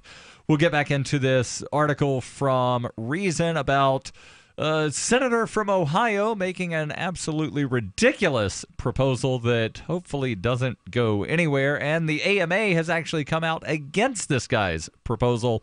Again, we'll jump back into that in just a moment. But first, I want to make sure that I tell you about a website that you can go to find out all kinds of news about things in the cryptocurrency world. That would be news.bitcoin.com. Headline from just a few hours ago, one of the larger exchanges, Bittrex, apparently has launched USD fiat trading. Got news about an Indian exchange that has launched trading for 15 different cryptocurrencies. You can find those stories and many, many more over at news.bitcoin.com. That's news.bitcoin.com. And we've been talking about this article from Reason that talks about the problems with this 3-day limit on opioid prescriptions, and the American Medical Association, AMA, actually coming out against this proposed thing, which Reason is applauding. And we've been reading some comments from the AMA's reply to this. And I'm going to continue with this one. When opioids are used for acute pain, clinicians should prescribe the lowest effective dose for immediate release opioids and should prescribe no greater quantity than needed for the expected duration of pain severe enough to require opioids. 3 days or less will often be sufficient. More than 7 days will rarely be needed. Contrary to, and this continues with Reason's comments, contrary to what Portman seems to think, that is not an endorsement of a mandatory 3-day limit. In fact, saying that 3 or fewer days will often be sufficient implies that longer prescriptions usually are necessary. Even if Portman correctly understood the CDC's advice, he would be mistaken to think it is supposed to be a hard and fast rule, let alone a rule enforced under the threat of taking away a physician's prescription privileges, as Portman's bill would do. As the AMA notes, the CDC emphasizes that care should be tailored to each patient. Quote, clinical decision-making should be based on a relationship between the clinician and patient and an understanding of the patient's clinical situation, functioning, and life context. The The recommendations in the guideline are voluntary rather than prescriptive standards. They're based on emerging evidence, including observational studies or randomized clinical trials with notable limitations. Clinicians should consider the circumstances and unique needs of each patient when providing care. The CDC guidelines, nevertheless, have been widely misinterpreted to call for strict limits, especially on daily doses, which has led to serious problems for people suffering from severe chronic pain. Quote, when healthcare providers read and interpret these guidelines, they understand them to be informational, non-binding, and inconclusive, writes Singer, a Phoenix surgeon, Cato Senior Fellow, and Reason contributor. But that is not how politicians, quote, do science, and unquote. I don't think that politicians do science correctly anyway, because, let's just look at the global climate warming, cooling change thing to where, I saw something that 97% of scientists said a thing, so therefore science is settled. Right. Well, no. If you actually understand science, science is never settled. Yep. Because science is always, can we reproduce this? Yeah. Can we, have this happen over and over again in various different tests? Right. And not to go off on another tangent, but that's part of the problem I have with the climate change proponents is none of your models have been repeatable.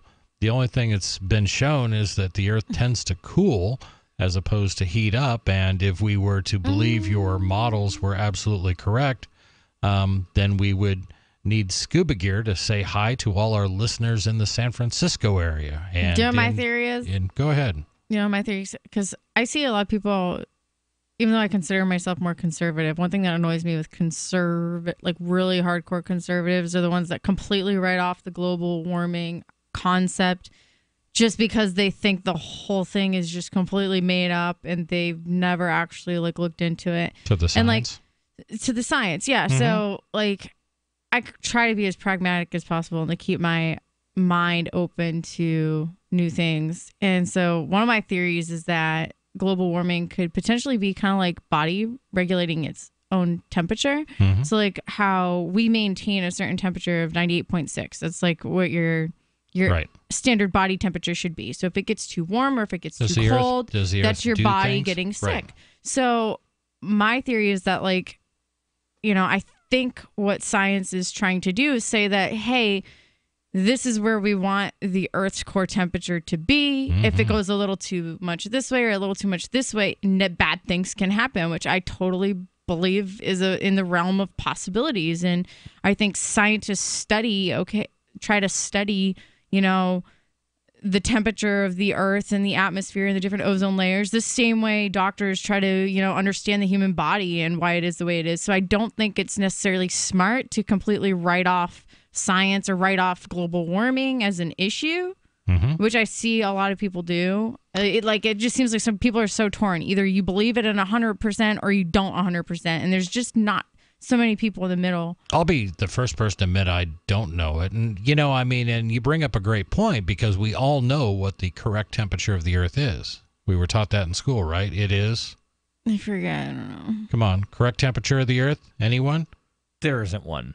But okay, we know that on average, we only you can measure the coldest place on Earth and you can measure the warmest place on Earth. So we know all of these different things, like when water freezes, we know at what climates humans can sustain life. We know, what climates certain plant life can sustain life, and, different climates produce different living things. And so it's all measurable to some degree. And so in that sense, I do think that, there could be some truth to, changes in the temperature based off of, outside influence. What that is, I don't know. I haven't looked into it. Like our sun. I'm going to plug a book real quick. We know that there used to be an ice age, right? There was. Yeah. And I mean, there's currently not an ice age. Right. We know that. All right. So we know that, because the cavemen were Something got saving, warmer. they were saving all that money with Geico car insurance. They were Right. driving their SUVs. Right. And that's why we don't have an ice age anymore. Is that what it is? No. Now, there might be somebody that actually believes that. I don't. But, we know that over, the course of human history, there was an ice age. Now there's not. So there has been some kind of warming. The question is not whether or not the Earth is getting hotter or getting colder. The question is whether the Earth is should flat? government wind up forcing people to do things to prevent something from happening? Very much so. When we get back, I got to plug a book related to this topic. Then we'll get back to our story. You always have a book to plug. I do. Your calls Does it have and pictures? thoughts, welcome. Does. It probably does. 855-450-FREE. That's 855-450-3733. This is Free Talk Live. Bacon lovers, we ship free. Try our amazing bacon. No refrigeration required. Proprietary value-added packaging provides 10 years shelf life and protects the leanest, thickest, center-cut, fully cooked bacon in America today. Ready to eat right from the pouch or warm and serve. Savory and delicious. Wholesale price for your everyday use. Order today at readytoeatbacon.com. readytoeatbacon.com. We call it the crapper, water closet, outhouse, or bathroom. But where do you go when there's nowhere to go? The answer is the Biffy Bag. The Biffy Bag is a pocket-sized disposable toilet that fits in your glove box, tackle box, toolbox, backpack, or purse. The Biffy Bag has everything you need for a sanitary and comfortable relief experience. It's ready to use in just seconds, and just toss it in the trash when you're done. It's your Biffy in a jiffy. BiffyBag.com. BiffyBag.com. Free Talk Live. The Supreme Court has ruled over and over again that government has no obligation to provide any services, even services as remedial as protection. They don't have any obligation to provide those services. So therefore, if there is no obligation on their part to provide any services, why should there be an obligation on our part to pay them? Well, there isn't. It's only an obligation of they, implement this thing, and then you're afraid because they have guns. People are scared. But it's never going to end until we get over that fear. Absolutely. I memean, we're essentially being terrorized by a group of gangsters calling themselves the U.S. federal government. The only difference between the federal government and a thug on the street is the size of the gang. It's time people start treating the IRS like the thugs they are. Free Talk Live, 7 nights a week from 7 to 10 Eastern, live on the Liberty Radio Network at LRN.FM. This Your Family Today tip is brought to you by Nestle Toll House Morsels, helping you create special moments and memories your family will cherish forever.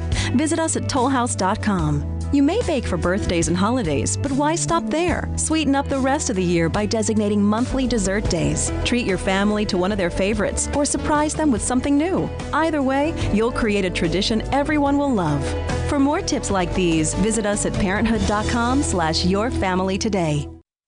So you've heard all 3 hours of the latest episode of Free Talk Live, and you're still hungry for liberty-oriented audio content? Did you know that we have another 24/7 audio stream at LRN.FM? The Liberty Radio Network airs the latest episodes of some of the best liberty-oriented podcasts on the internet around the clock. In addition to recorded content, you'll also hear live shows like Free Talk Live, originating from our Keene, New Hampshire studio. So listen anytime at LRN.FM. That's LRN.FM.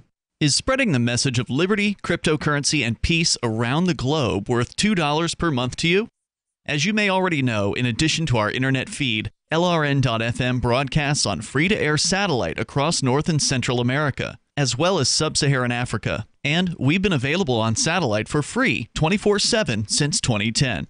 The LRN.FM free-to-air satellite signal is reaching some of the most oppressive regimes in the world, and there's no doubt our ideas are making an impact. You can learn more about the channel's impact by watching the 3-minute video at fund.lrn.fm.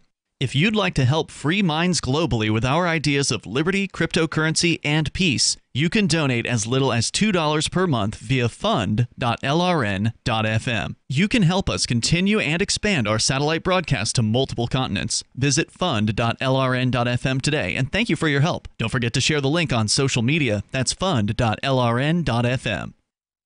Do you love Twitter? Make sure you favorite the LRN.FM Twitter account so you can receive our tweets at twitter.lrn.fm. That's twitter.lrn.fm.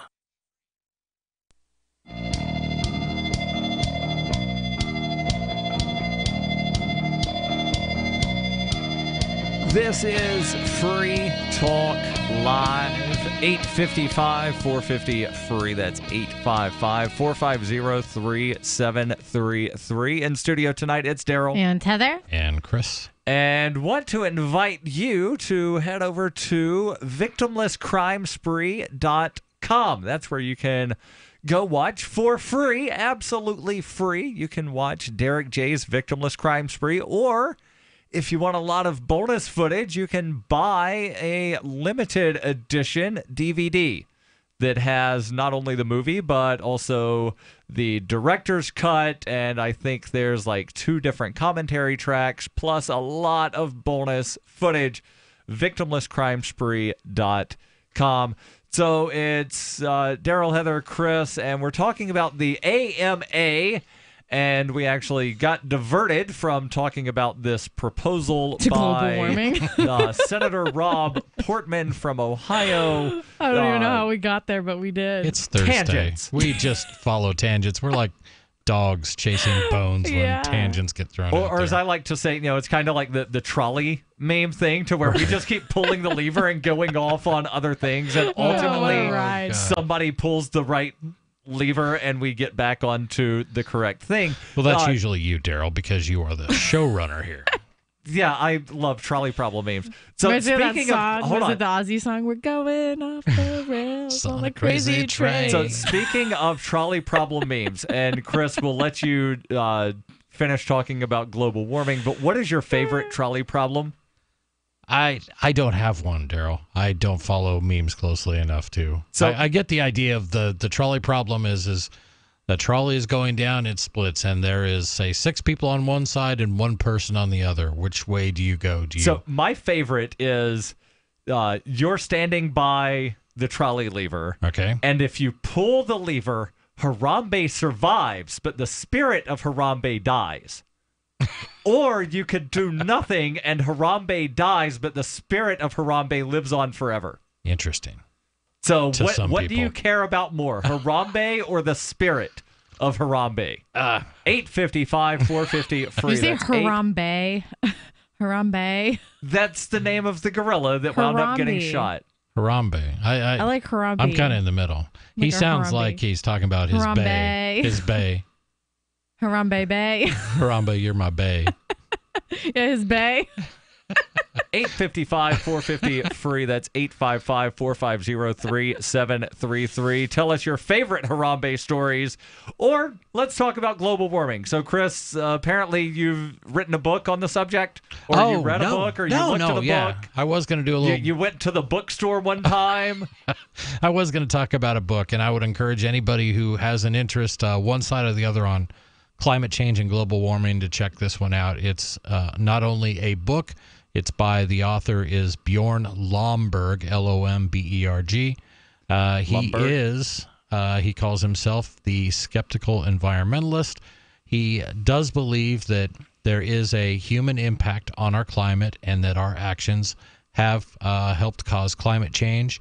So that's the one side of him. The other side of him looks at things like an economist and tries to determine whether some of the proposals to solve issues we may have with our environment are economically sound and really good for our world.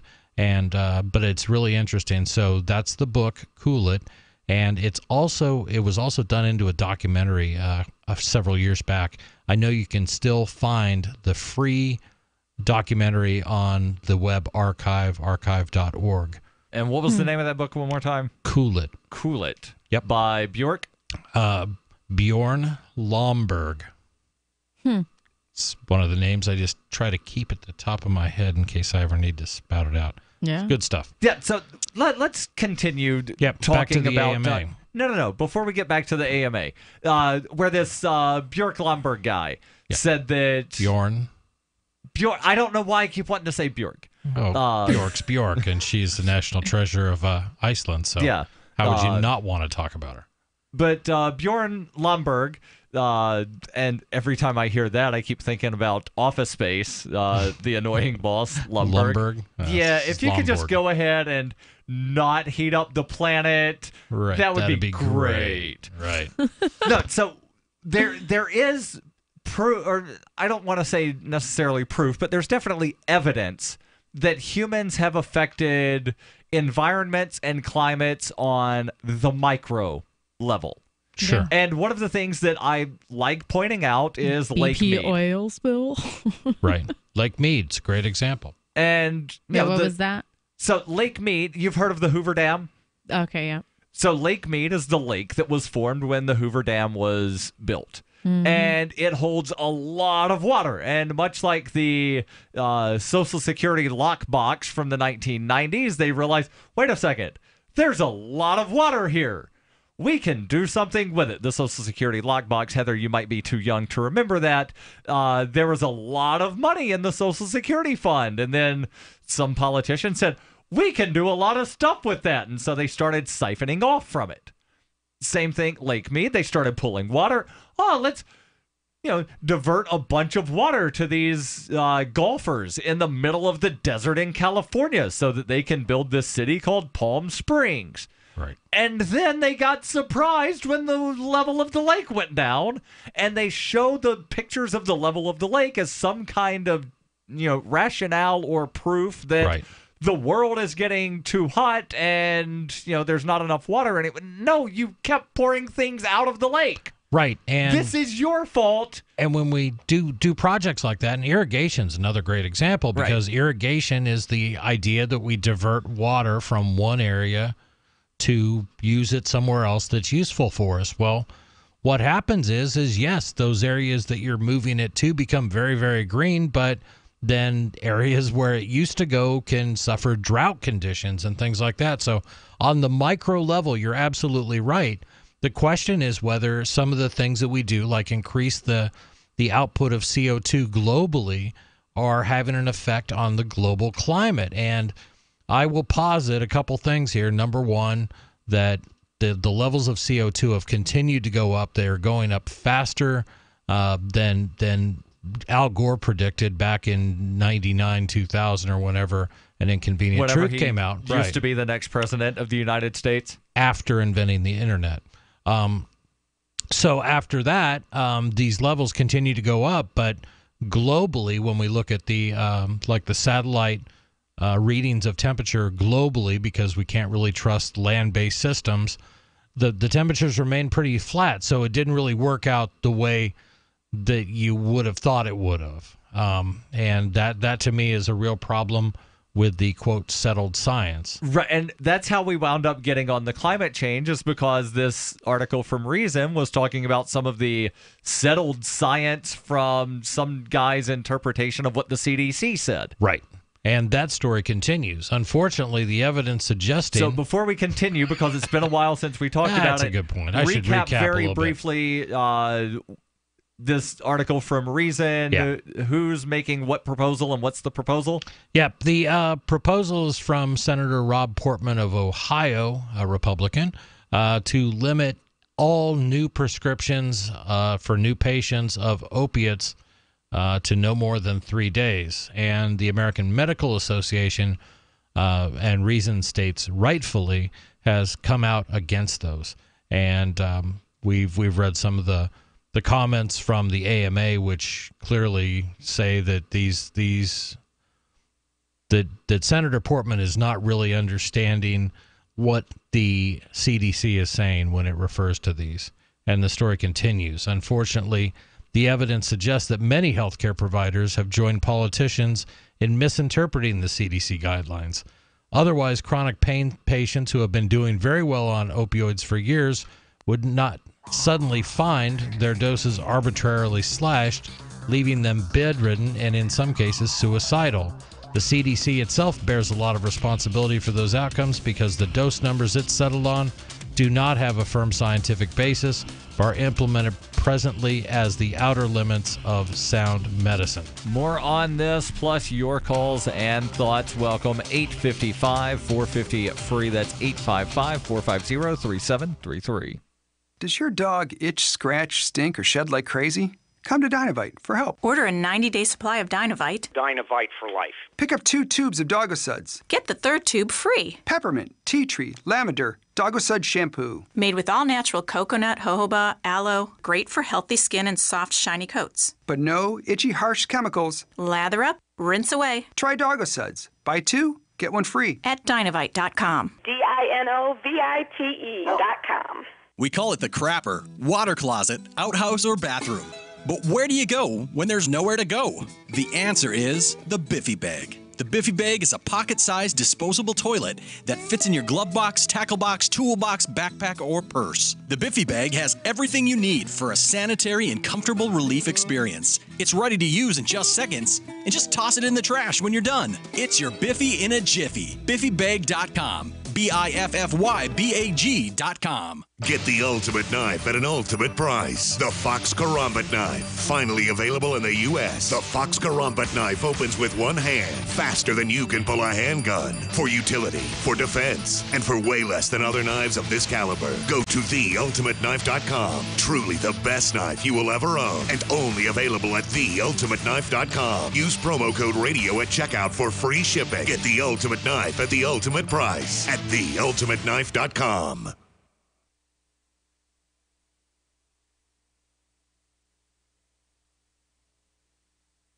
Healthcare reform is confusing, but whether it's finding an affordable insurance plan, keeping your doctor, or being able to afford needed prescriptions, navigating the healthcare system has become a challenge. Control your own healthcare costs and choices with Liberty HealthShare. Liberty HealthShare is not insurance. It is an association of self-pay patients who unite with like-minded people to share the cost of each other's medical needs. Neighbor helping neighbor. Learn more now by going to... Hi, I'm Derek J. To me, an activist's calling is to actively work to advance a cause. The cause for which I work is personal freedom. I believe my life is best when I engage in voluntary interactions and self-government. I reject the idea that anyone else has a higher claim to my life or my body than I do. I see people who call themselves the government as a threat to my personal freedom. I realize you may feel differently, but my relationship with the people who call themselves the government is completely involuntary.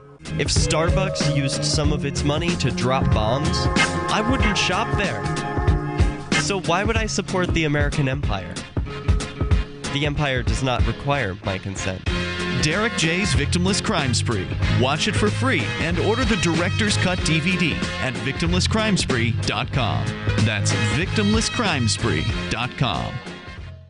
LRN.FM is proud to announce our official listening apps for Android and iOS devices. Now you can easily tune into our streams anywhere, anytime on your smartphone or tablet. Just visit apps.lrn.fm or search for LRN.FM in the Android or Apple app stores. Please download, rate us 5 stars, then share the link on your social media and let your friends and family know how you're listening to LRN.FM. Download it now, free at apps.lrn.fm. What do you shop for that you could otherwise buy at Amazon? Pretty much everything, right?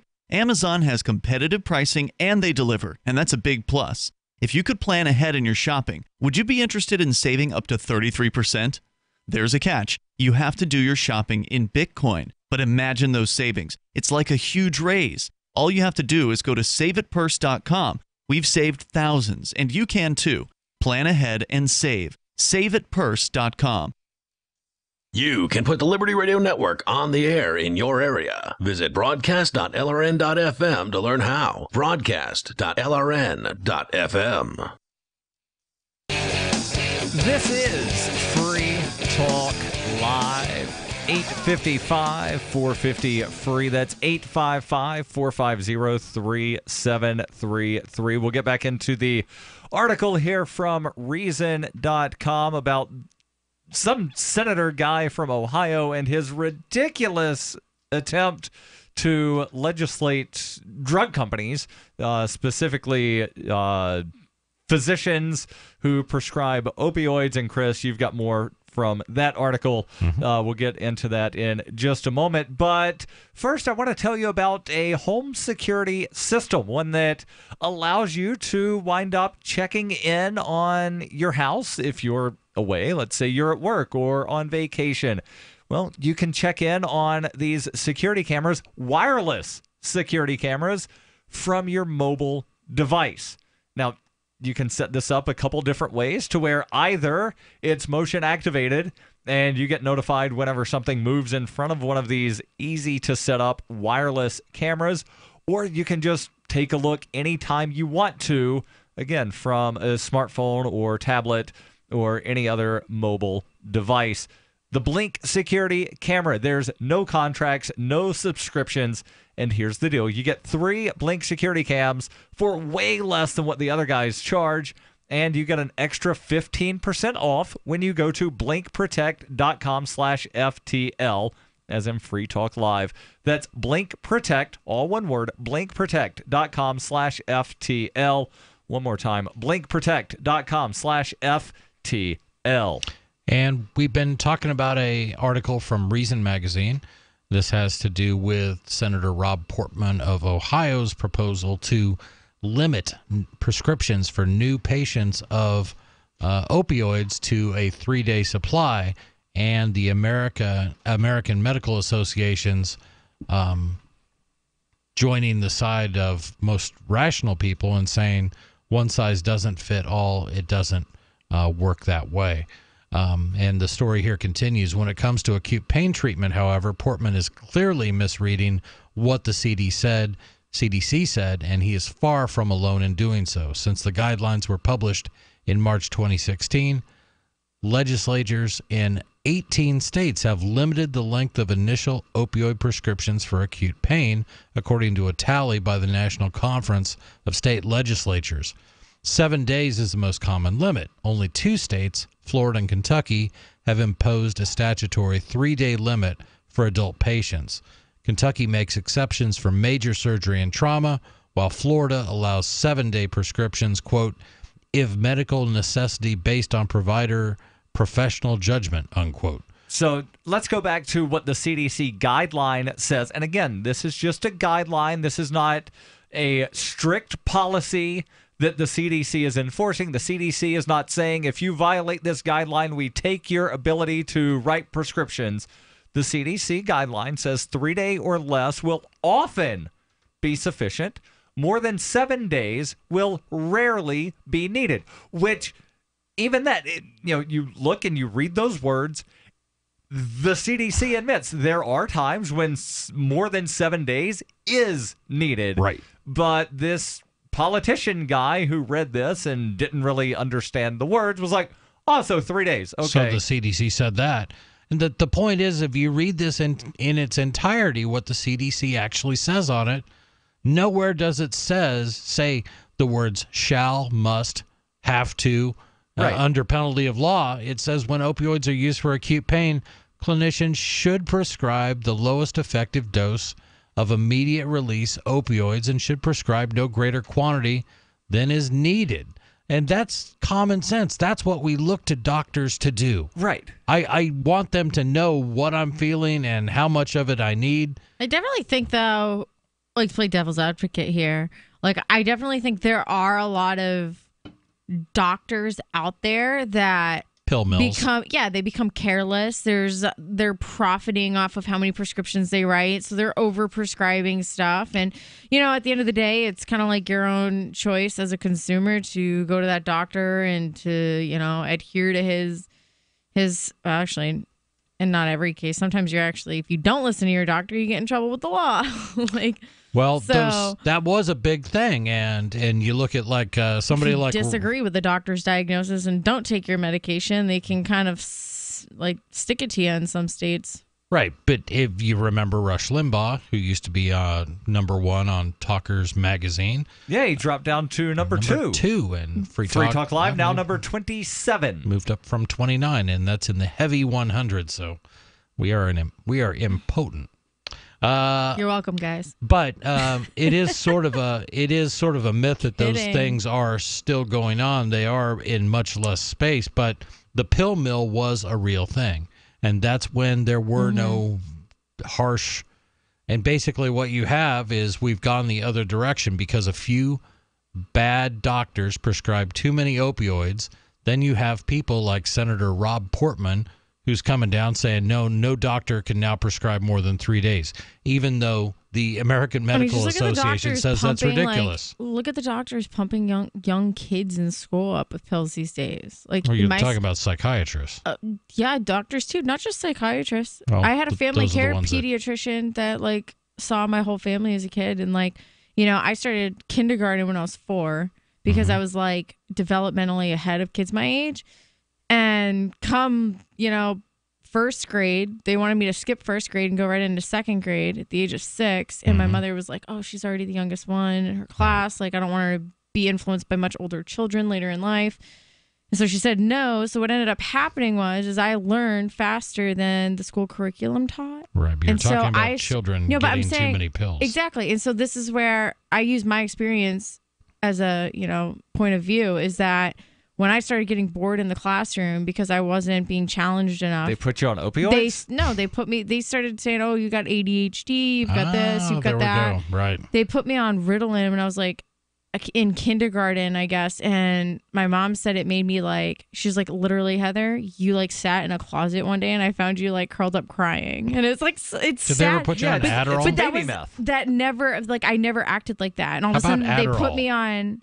Did you ever have Adderall? Yeah, they put me on Do you Adderall. still have any? No. Oh, damn it. So, but anyway, what I'm saying is that they take children that are just so young and developing, and they like just pop a pill in them. Let's see what it does. And, you know, they give me Ritalin, and I end up like this happy little kid now crying in a closet in the fetal position. And my mom's like, okay, we're taking her off that. Like, oh, what can I give her next? And it's like, it is kind of sad when you think about how doctors just pump pills in people and they don't really. Yeah, there's a real question about how advanced a science psychiatry is. So even this opiate stuff. And we like, think of psychiatry as, you know, this is something, didn't Aristotle and, you know, didn't the early thinkers, didn't they see psychiatry?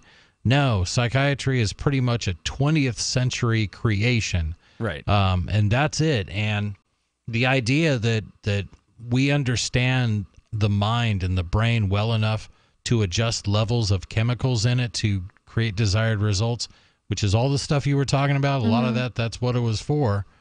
It scares me. The other thing that scares me about those sorts of things is the 60 to 80% of school shooters, adolescent males that are taking those exact same drugs.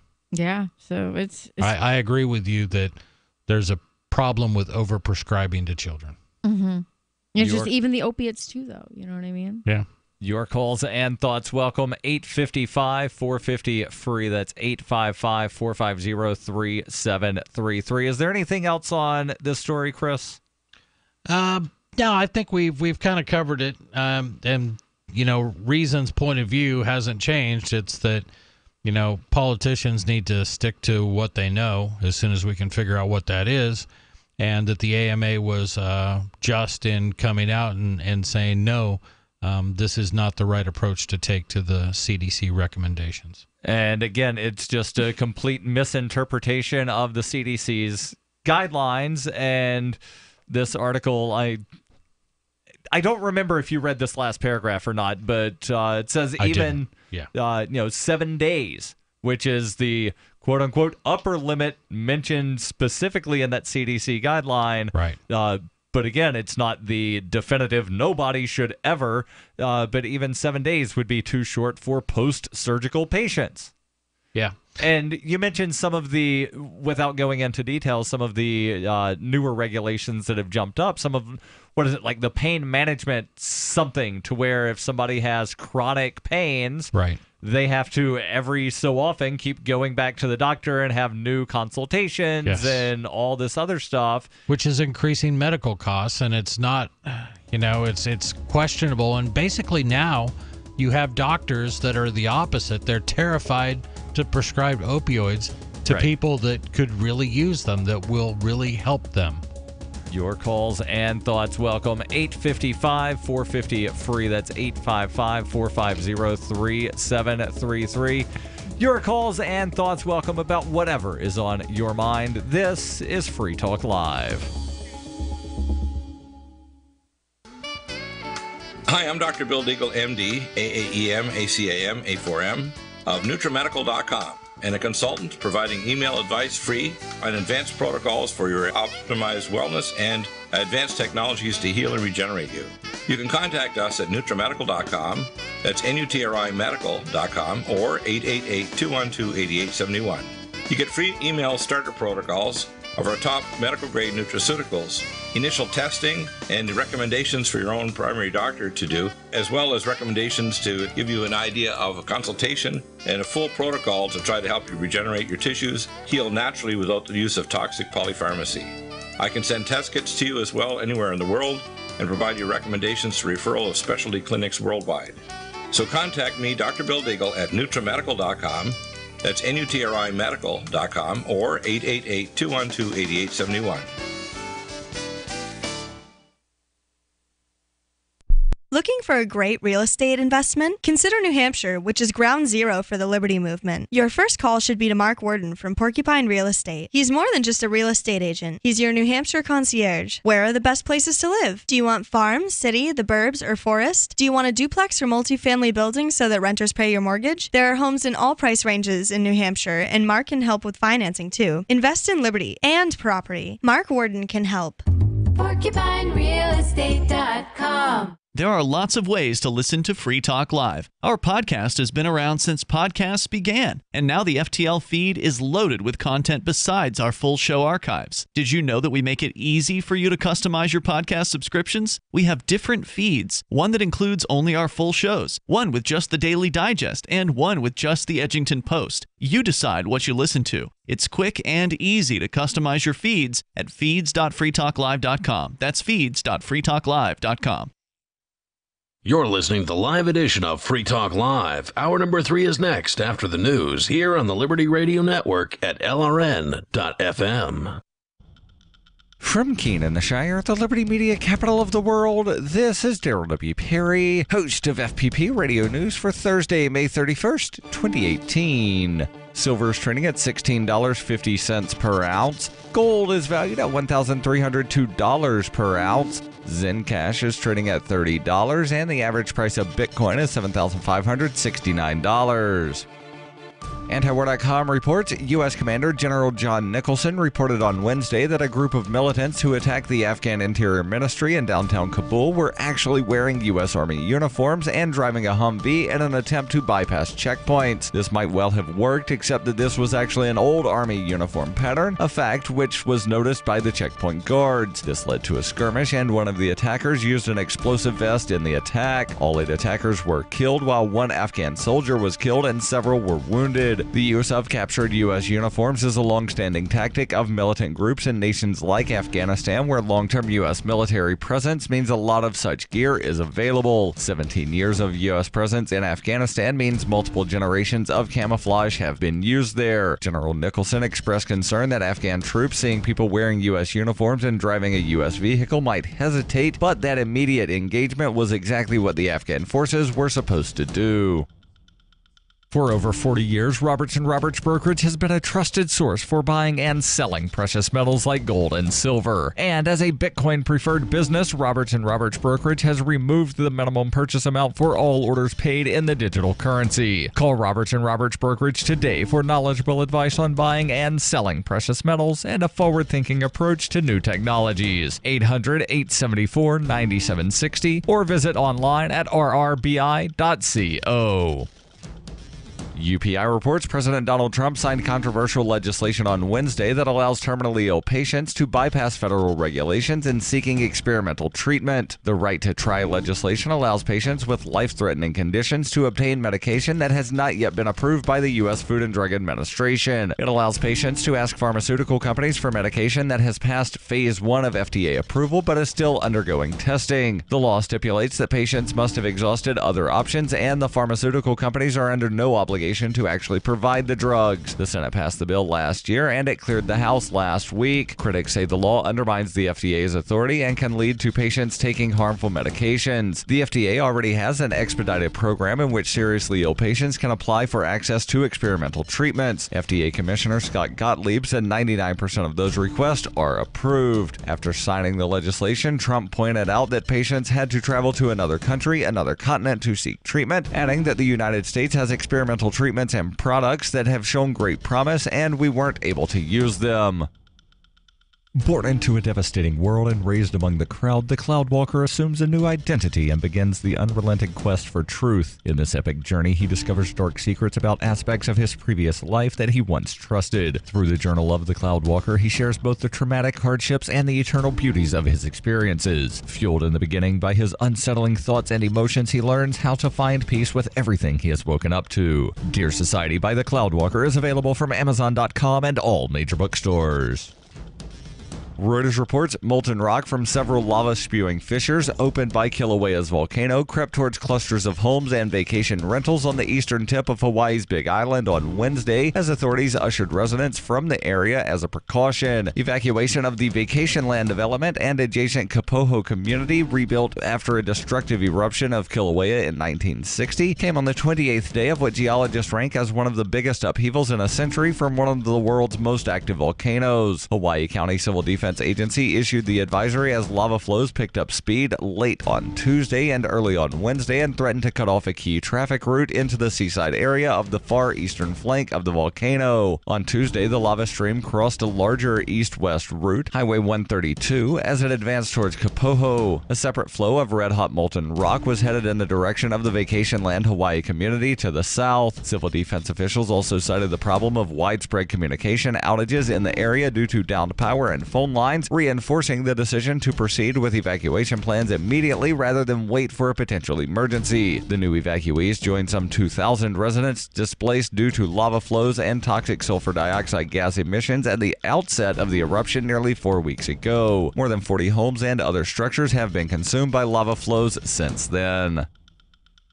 This has been FPP Radio News. Online at fppradio.com. The victims of a devastating tornado expressed gratitude that The Onion's three-part series on the disaster was reported with fairness, accuracy, and an unusual degree of sensitivity. Survivors said they were at least thankful for one thing, that The Onion put much more care and insight into their reporting of the tragedy than any competing newspaper, by far.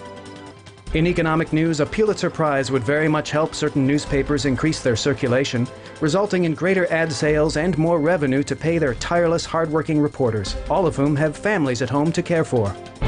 In other headlines, a group known as Americans for Fairness in Awarding Journalism Prizes is asking all Americans to help The Onion receive a Pulitzer Prize. An anonymous man says he will murder 50 innocent people if The Onion is not awarded a Pulitzer. And look at it, it's beautiful. Look, just give us a Pulitzer already, okay? This is humiliating. For more prize-worthy stories and videos, go to theonion.com/review. This is the Onion News Network.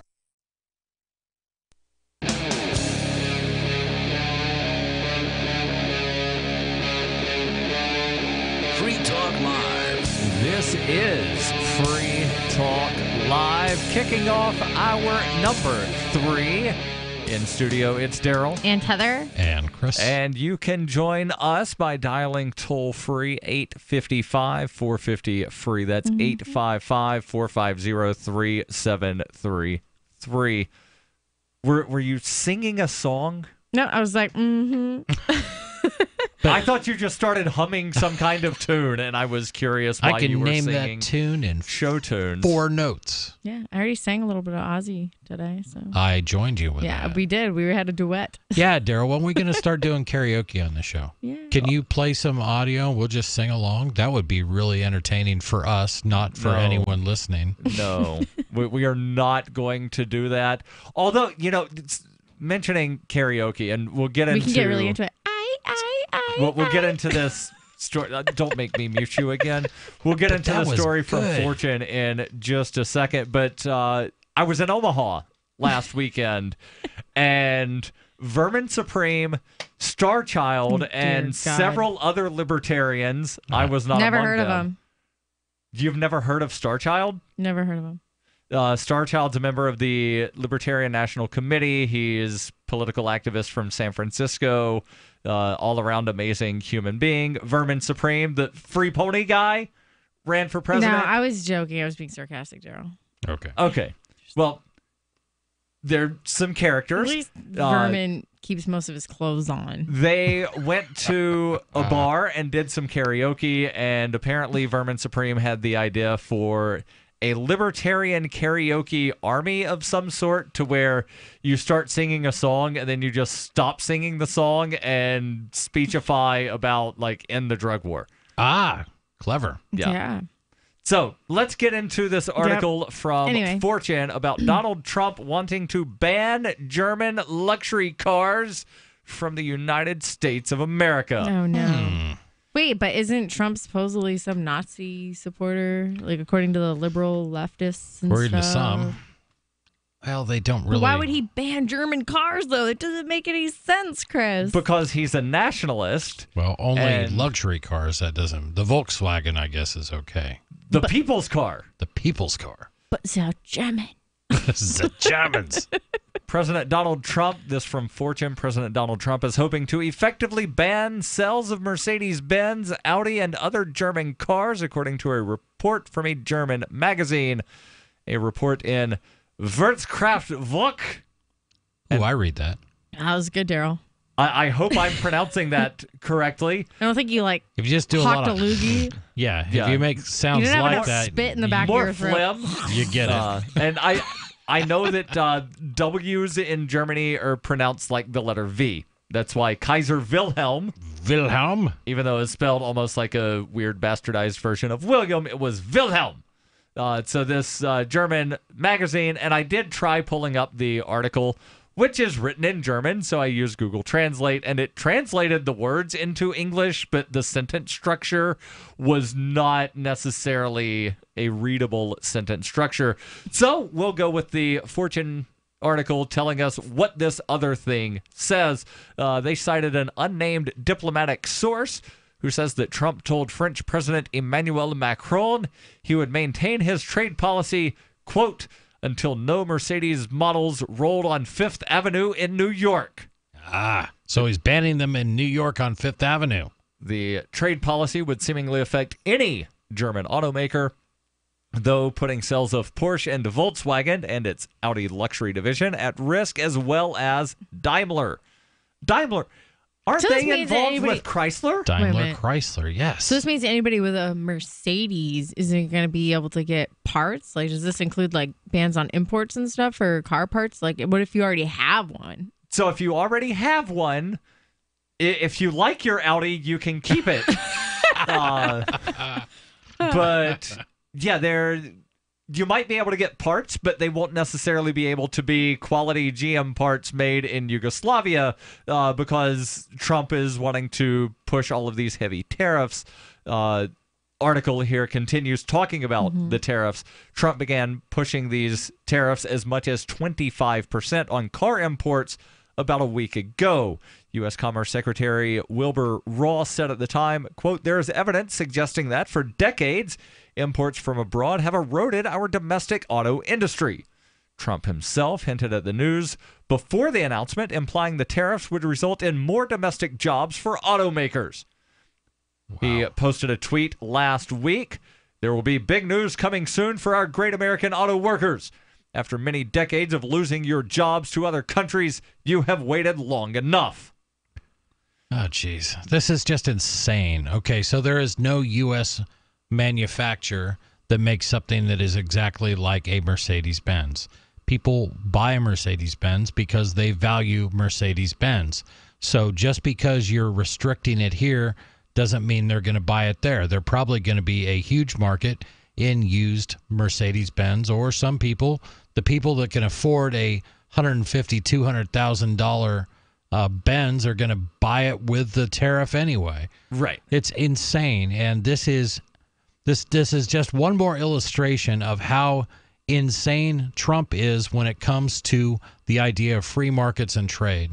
I didn't bring the story in tonight for show prep, but I was reading another Reason.com story about the last American keg manufacturer.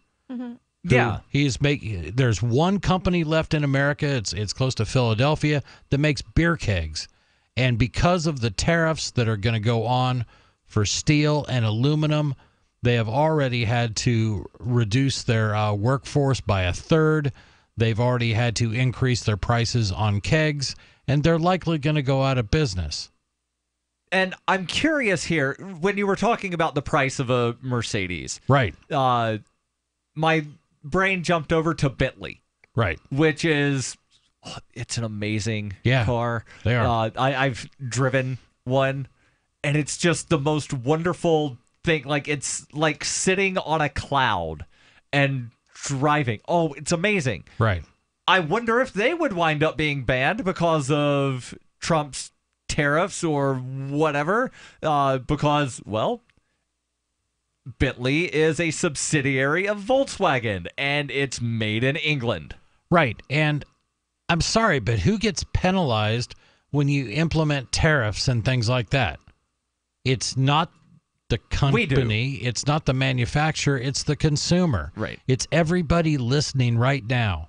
And all I got to say is, if you buy anything that includes steel or aluminum, expect those costs to go up. Right. And that's, you're paying that. Nobody else is suffering. You are. And pull up that article about the keg manufacturer, and maybe we'll get to it after this.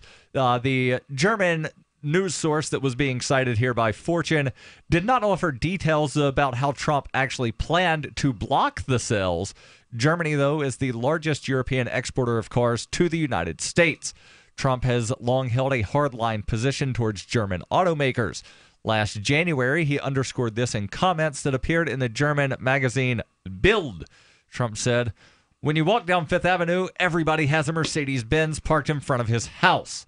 According to the Wall Street Journal's translation of the comments, "You were very unfair to the USA. It's not mutual. How many Chevrolets do you see in Germany? Not many, maybe none. You don't see anything at all over here. It's a one-way street." Who wants to buy a Chevy when you have great German craftsmanship and great German... I'm sorry, compete on your merits. Right. It's like if you walk around a German bar, they're not going to have Budweiser and Coors Light on tap. Yeah. They might have Heineken, which Heineken is the German version of Budweiser and Coors Light. Right.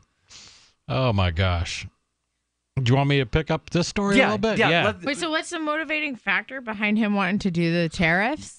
Well, his idea is that, American manufacturing is down, and that's because we've exported all these jobs and all these industries overseas, and if I impose tariffs, it's going to prevent them from being able to do it, and people will just have to buy American again. And it will protect American jobs and American manufacturing. And we talked a while back about how it's actually going to skyrocket the price of beers because all of the aluminum is imported. Right. This is Free Talk Live, 855-450 free. Crimes of the Crown by Captain Mark. The Crown casts the world in shadow and claims to be our guiding light. Cowards clamor for security from boogeymen and ghost stories. While I say these hobgoblins are imaginary, I say those they propped up as our liberators are now subsisting on our bondage. I say there is freedom in the black, and that's exactly where we intend to go. The Crown banishes its own officers for exposing its crimes and tortures dissidents to the brink of madness. It dominates the globe and swallows the wealth of generations, leaving only blood and excrement. The Crown calls it piracy to explore frontiers beyond its grasp. So the time has come for us to define the conduct among pirates. I say the Crown has trampled our necks long enough. Need decentralized solutions to centralized problems? Looking for a community of like-minded scoundrels? Or just want some swag to let the Crown know what you think of it? Join the conversation at pirateswithoutborders.com. We won't be hard to find. Imagine this is you. You're working late when you get an alert on your smartphone. Your motion-activated Blink security camera picked up something at home. You pop open the Blink app and see the silhouette of a man peering through your kitchen window. You dial 911 and the police roll. The job of a home security system is to help stop crime, which is why I chose Blink. Get 3 Blink cams for way less than the other guys, plus an extra 15% off. Visit blinkprotect.com/FTL. blinkprotect.com/FTL. Cryptocurrencies are successful because of good technology. The liberty-loving voluntarists who founded Zencash in 2017 took the best tech, like zero-knowledge anonymity and decentralized autonomous organizations, and are creating a secure platform for money, messages, and media that can be sent to anyone, anywhere in the world. Zencash is a cryptocurrency dedicated to peace, anonymity, and decentralization. Find out more at zencash.com. That's zencash.com.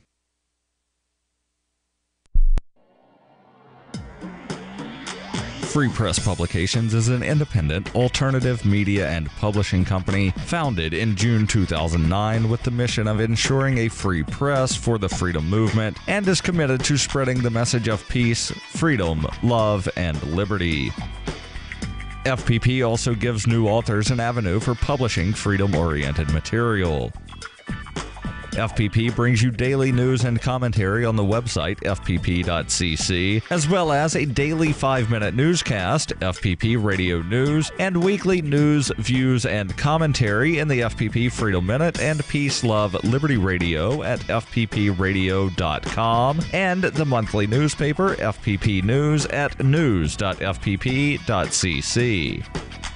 Find FPP online at fpp.cc.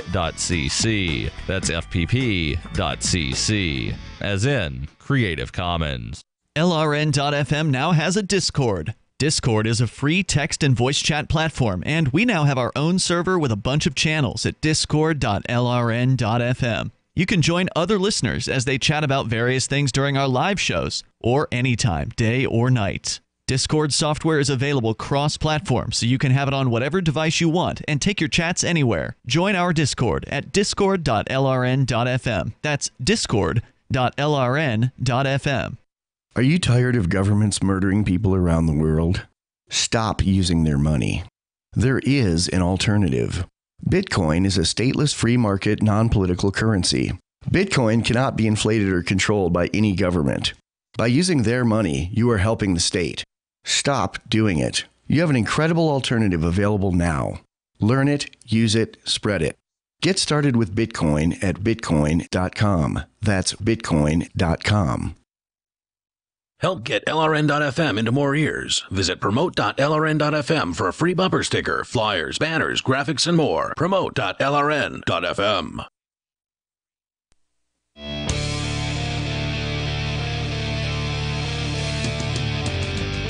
This is Free Talk Live.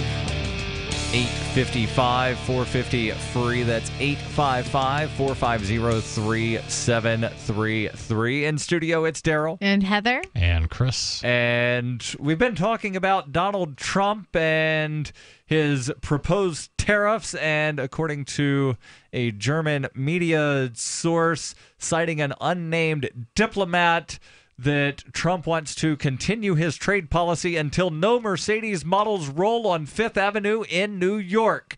And Chris, sort of tangentially related, you've got a story about how it's actually going to wind up preventing college students from throwing keggers. Maybe.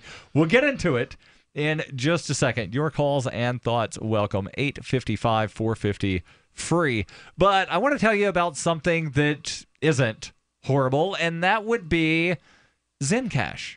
As you know, good technology is good, but if you're really, philosophical, you want to know that the people creating that good technology share your philosophy, which means that the philosophy behind the tech is also important. And Zencash, it was made by voluntarists with the ideas of voluntary interaction being embedded into their white paper. With no central authority or single point of failure, Zencash is much more resilient than a traditional corporation, which means that everyone has an equal opportunity to participate in the decision-making, which empowers stakeholders and makes Zencash less susceptible to third-party influence. And Zencash allows for secure private transactions. And with well over 11,000 secure nodes, Zencash is one of the most secure distributed node systems of any cryptocurrency. Learn more at zencash.com. That's zencash.com.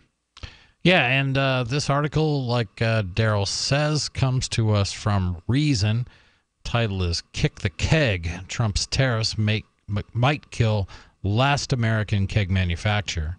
A Pennsylvania-based company that claims to be the last American manufacturer of steel beer kegs might be driven out of business by the tariffs that President Donald Trump imposed last week. On Thursday, Trump signed an executive order, and this is probably a couple Thursdays ago because this is a couple-week-old story. On Thursday, Trump signed an executive order imposing 25% tariffs on steel imported into the United States, plus a 10% tariff on imported aluminum. The tariff will help steel manufacturers at the expense of steel-consuming businesses like American Keg of Pottstown, Pennsylvania. Quote, tariffs will inadvertently drive the price of American steel higher, CEO Paul Zabor tells Philly.com's Sam Wood. Within a year, we might have to raise our prices so our kegs cost 30% more than an import. That puts the whole business in jeopardy. American Keg is a small blue-collar business that the Trump administration might otherwise celebrate. Instead, its 20 employees might find themselves out looking for a job. They won't be alone. For every steel-producing job in the country, there are about 46 steel-consuming jobs, and each of the latter will get a little shakier once Trump's tariffs take effect. So you said 20 employees at the American Keg Company. They used to have 30, and Yes. they wound up recently laying off 10 of them, according to a report from NPR. Correct.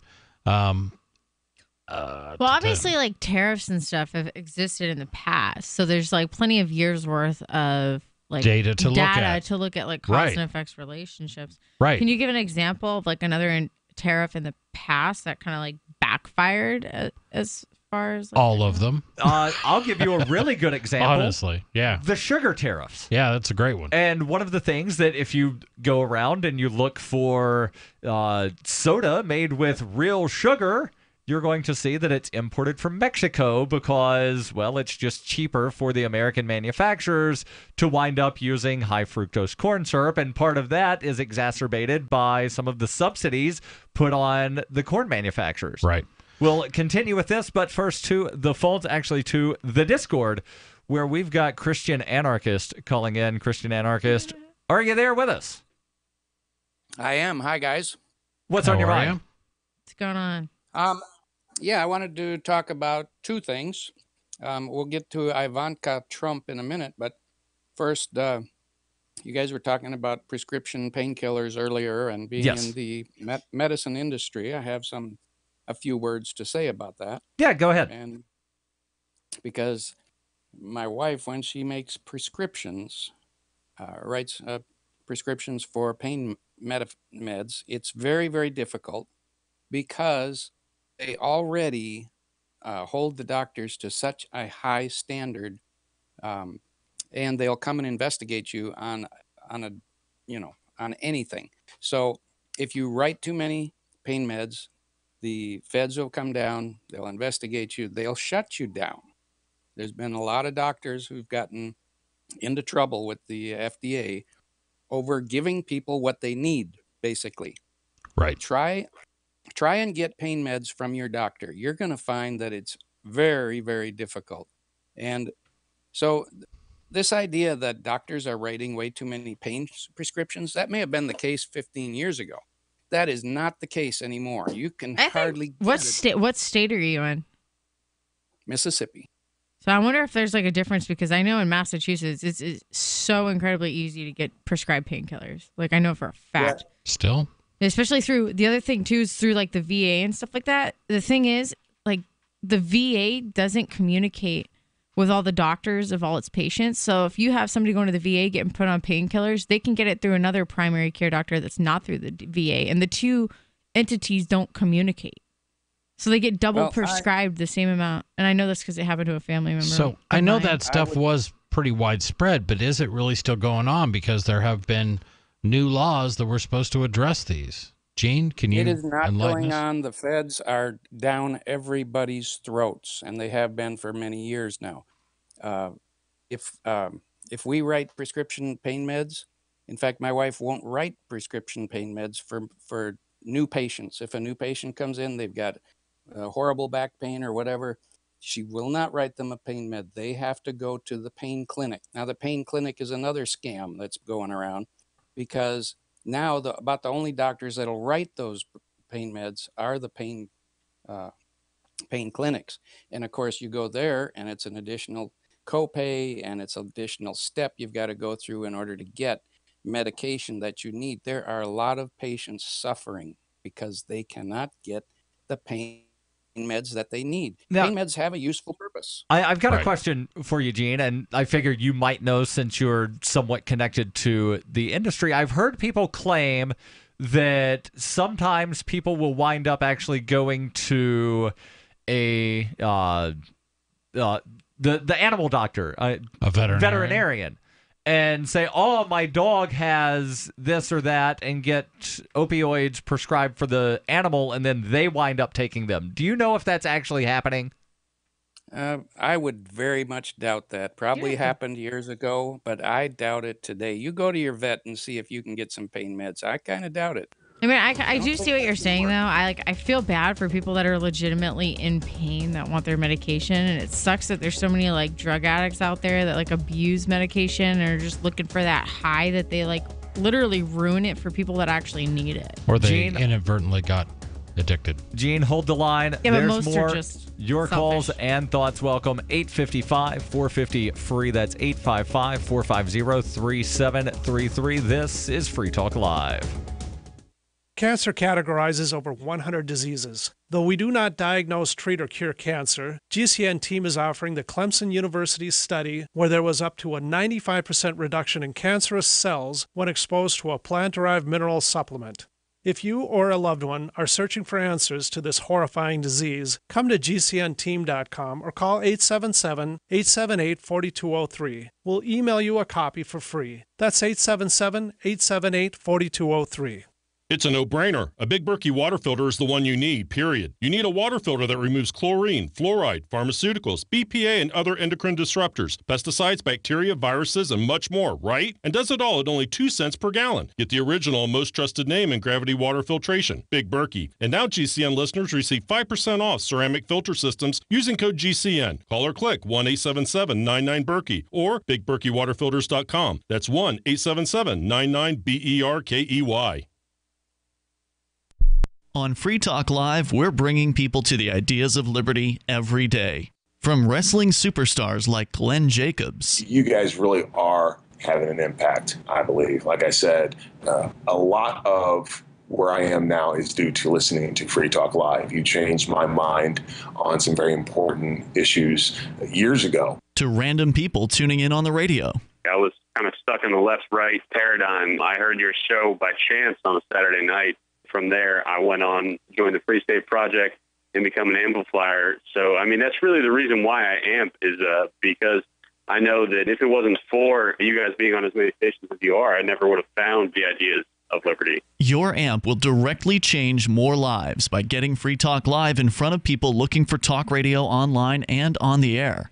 When you amp Free Talk Live, you get perks like access to the AMP-only Facebook group and AMP podcast. Visit amp.freetalklive.com.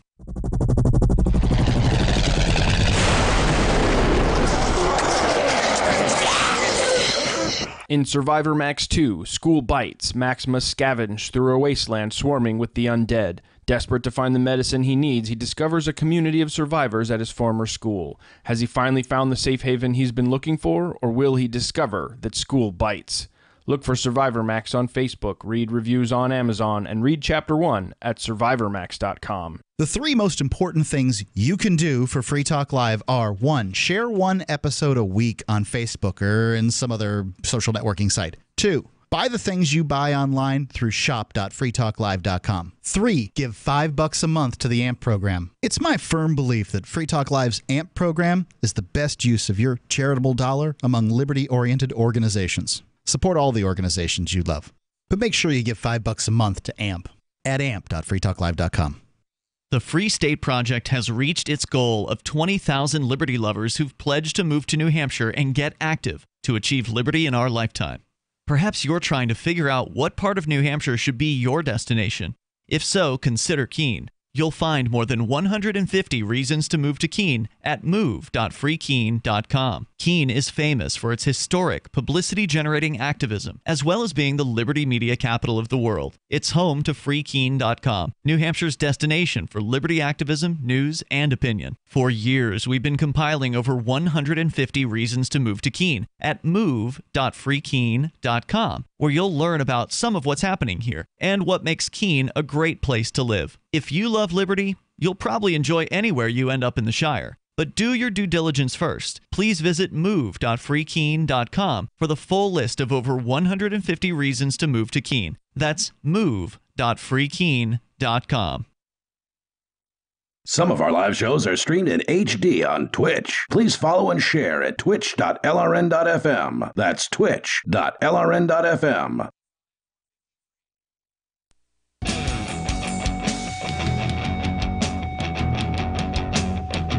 This is Free Talk Live. 855 450 free. That's 855 450 3733. We'll get back to the calls here in just a second. In studio tonight, it's Darryl. And Heather. And Chris. And want to make sure that I remind you about the Twitch. No, not some kind of thing where you might have to go see a doctor and get a prescription opioid. And I don't know if opioids wind up treating twitches. But no, there's a streaming service to where you can actually, from the comfort of wherever you happen to be, you can watch us on Twitch. It's a streaming platform. Twitch.freetalklive.com or twitch.lrn.fm. And it's not just Free Talk Live. There are other shows that wind up getting streamed from these studios, and sometimes people play some video games, and you can watch that as well. Twitch.lrn.fm. Let's go back to Gene, the Christian anarchist, calling in on the Discord. And Gene, you happen to know a thing or two about the opioid situation, not because you're addicted to them that I know of, but because you work in the medical field. And we were talking about this because there's a proposal from a senator from Ohio who wants to set a nationwide policy that no doctor can, for an initial prescription, prescribe more than 3 days of opiates for a new patient. Yeah. Now here's another thing: is every time you need need your prescription refilled, you can't just call your doctor's office and get a refill for pain meds. You have to go in and do another doctor's visit with another copay and another charge to your insurance company. You don't just call up and say, "Hey, I need my opiates refilled." That's not going to happen. Right. So and this whole thing.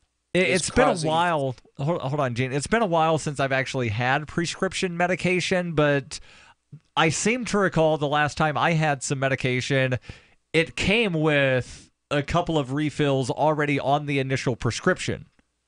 Yeah, you're not going to get that with pain medication. You're going to get one prescription for X number of pills, and after that, if you want more, you got to go back. So if they do this 3-day thing, you're going to get 3 days of pain meds, and then while you're in excruciating pain, you're going to have to go back to the doctor's office and beg for 3 more days. This is absurd. Right, and I hope that you didn't get the initial prescription on a Thursday. Yeah, right. Well, that's a different story entirely. But I also want to touch on Ivanka before we leave here today. Okay. And that is because my wife is Chinese and gets to read all the Chinese news. We learn a few things that most people don't learn in our news media here. And one of those things is Ivanka Trump just got a sweetheart deal with China where her products are being imported into China, and she's got, so all these trade negotiations and these talks about how they're going to tighten all this stuff up under the table, they're making little sweetheart deals. Ivanka Trump, mark my words, she's going to become a billionaire out of this trade deal she just made with China.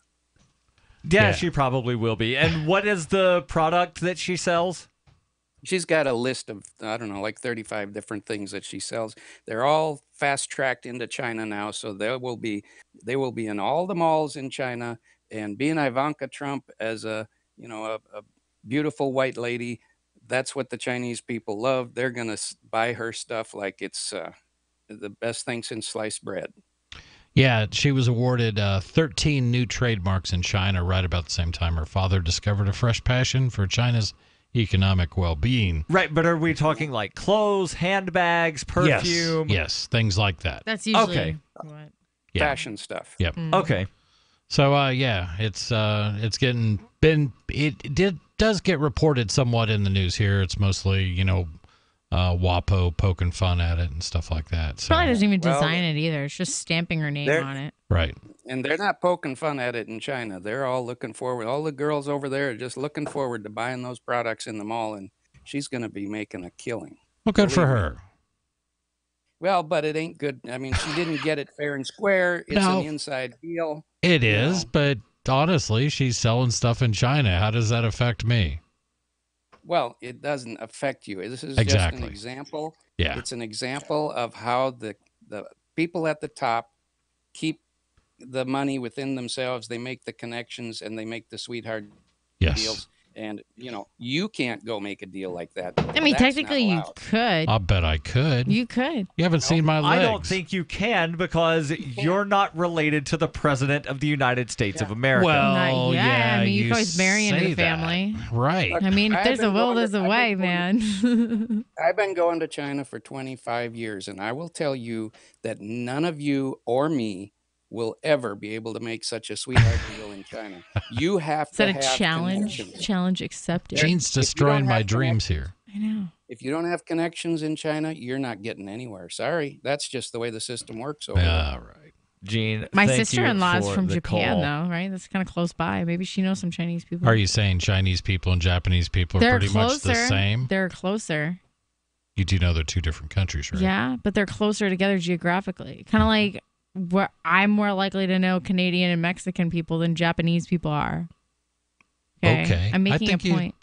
Hold on. It depends on which Japanese people, because there are several Canadians that are pro wrestlers You in get New my Japan point. Pro It was Wrestling. a geographical. How do you pull a wrestling reference out of this conversation? He always does it. It's unbelievable. Well, the greatest pro wrestler today is Canadian, and he wrestles in Japan.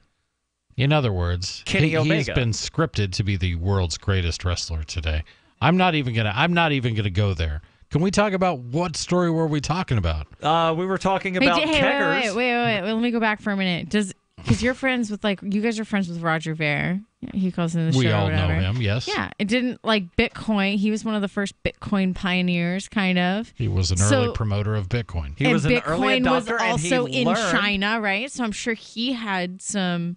Roger learned friends. about Bitcoin from this show.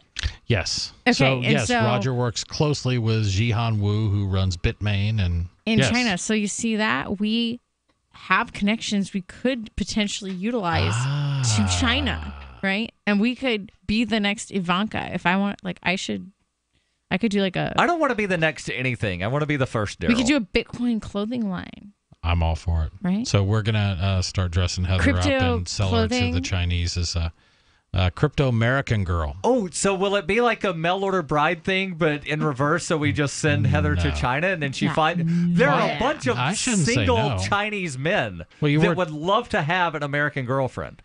No. You did bring up the fact that you weren't married and you were single earlier during one of the breaks. So I thought maybe you're not interested in becoming a mail order bride to Chinese businessmen. Wait, when did I bring up that I wasn't? When we were off the air. I hear everything, Heather. The slightest thing that comes out of your mouth, I didn't even bring that up. file What it do you away. mean? I did. You said, I'm single. We were talking so about your secret admirer in the Discord. That's what it was. No. Yep. Yeah. You said, No. well, I'm single, so it's I've got all in there. No, what was it? I did not say I don't know, but No. let's talk about keggers. Hold on. And how college students aren't going to be able to have them anymore because thanks Obama, Trump. Okay. I have someone I'm interested in. Thanks. Really? Yes. Is it Sarah in New Mexico? Hold on, Darryl. What?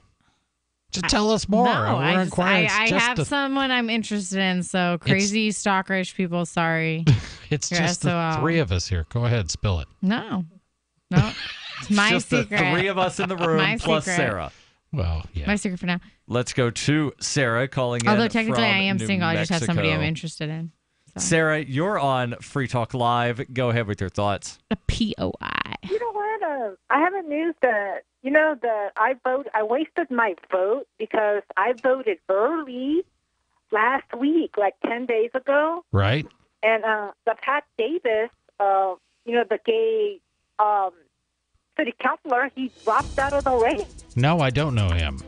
Sarah called in about him before and said she voted for him because he's gay and a city councilor, and now he dropped out. So, Sarah, don't you feel bad about voting early? Don't you wish you would have waited until Election Day? I think that's what we would have advised. Well, you know what? That might be a good idea. Go there like 30 minutes before it closes. Stand in line for a whole hour. Exactly. Sarah, thank you for the call. This is Free Talk Live.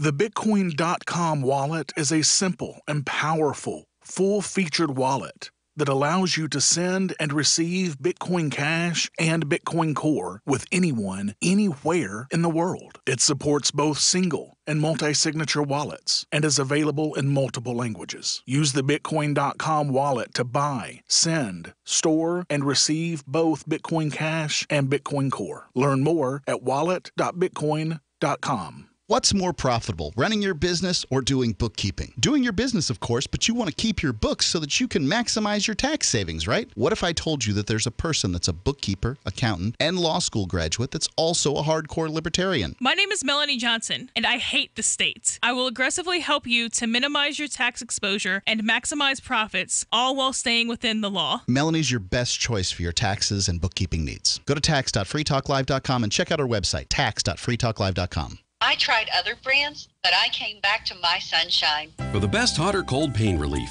get the best. Get a Sunny Bay heating pad. Sometimes life can be a pain in the neck, or back, or shoulder. And the best relief for that pain is a Sunny Bay heating pad. Did you know that the American College of Physicians said that one of the best ways to treat muscle pain is heat therapy?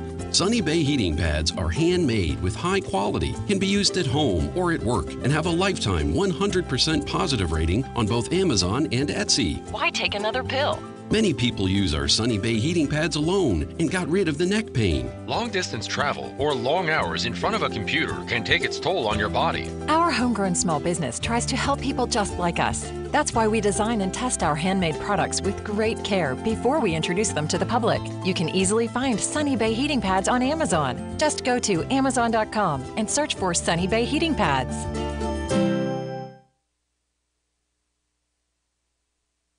This is Michael Dean from the Freedom Fiends. I've run websites since 1996 and have used over a dozen web hosts in that time. AgristHosting.com is the only one that hasn't broken my heart. Agrist Hosting's uptime and service is stellar, and their DDoS mitigation is the best I've seen. That's important because if you tell the truth in this world, you'll ruffle feathers. And some people will try dirty tricks to silence your voice. No matter what the haters hit us with, Agrist Hosting keeps our websites online. If you have a mission-critical commercial presence or a world-changing activism site, you cannot tolerate any skullduggery. So go with agristhosting.com. Have a WordPress or blog site, but you're not satisfied with performance or uptime? Or just want raw hosting? Want to pay with Bitcoin? Agrist Hosting specializes in high-performance hosting with personalized service. Go to agristhosting.com and click on the button that says Get Hosted. That's agristhosting.com. Did you know you can watch Free Talk Live during our live shows 7 days a week from 7 to 10 p.m. Eastern via our studio cams at cam.freetalklive.com? Plus, you can chat with other listeners while you watch, all totally free. Now that our live video stream is hosted by YouTube, our video archives will be online even faster. So be sure to subscribe to our YouTube channel. Listen, watch, and chat all free at cam.freetalklive.com. That's cam.freetalklive.com. I love My Magic Mud. I drink a lot of coffee. I had stains on my teeth. Then I found My Magic Mud, and I was told it would remove stains. So I paid attention when I brushed the first time. My Magic Mud is black tooth powder, and the difference it made in my teeth in one application was noticeable. With 4, my teeth were as white as you normal folks out there. Please go to mymagicmud.com and buy a jar. There's 150 applications for $25. You can use Bitcoin, mymagicmud.com. Love what we do? Please help support our international satellite channels at patreon.lrn.fm. That's patreon.lrn.fm.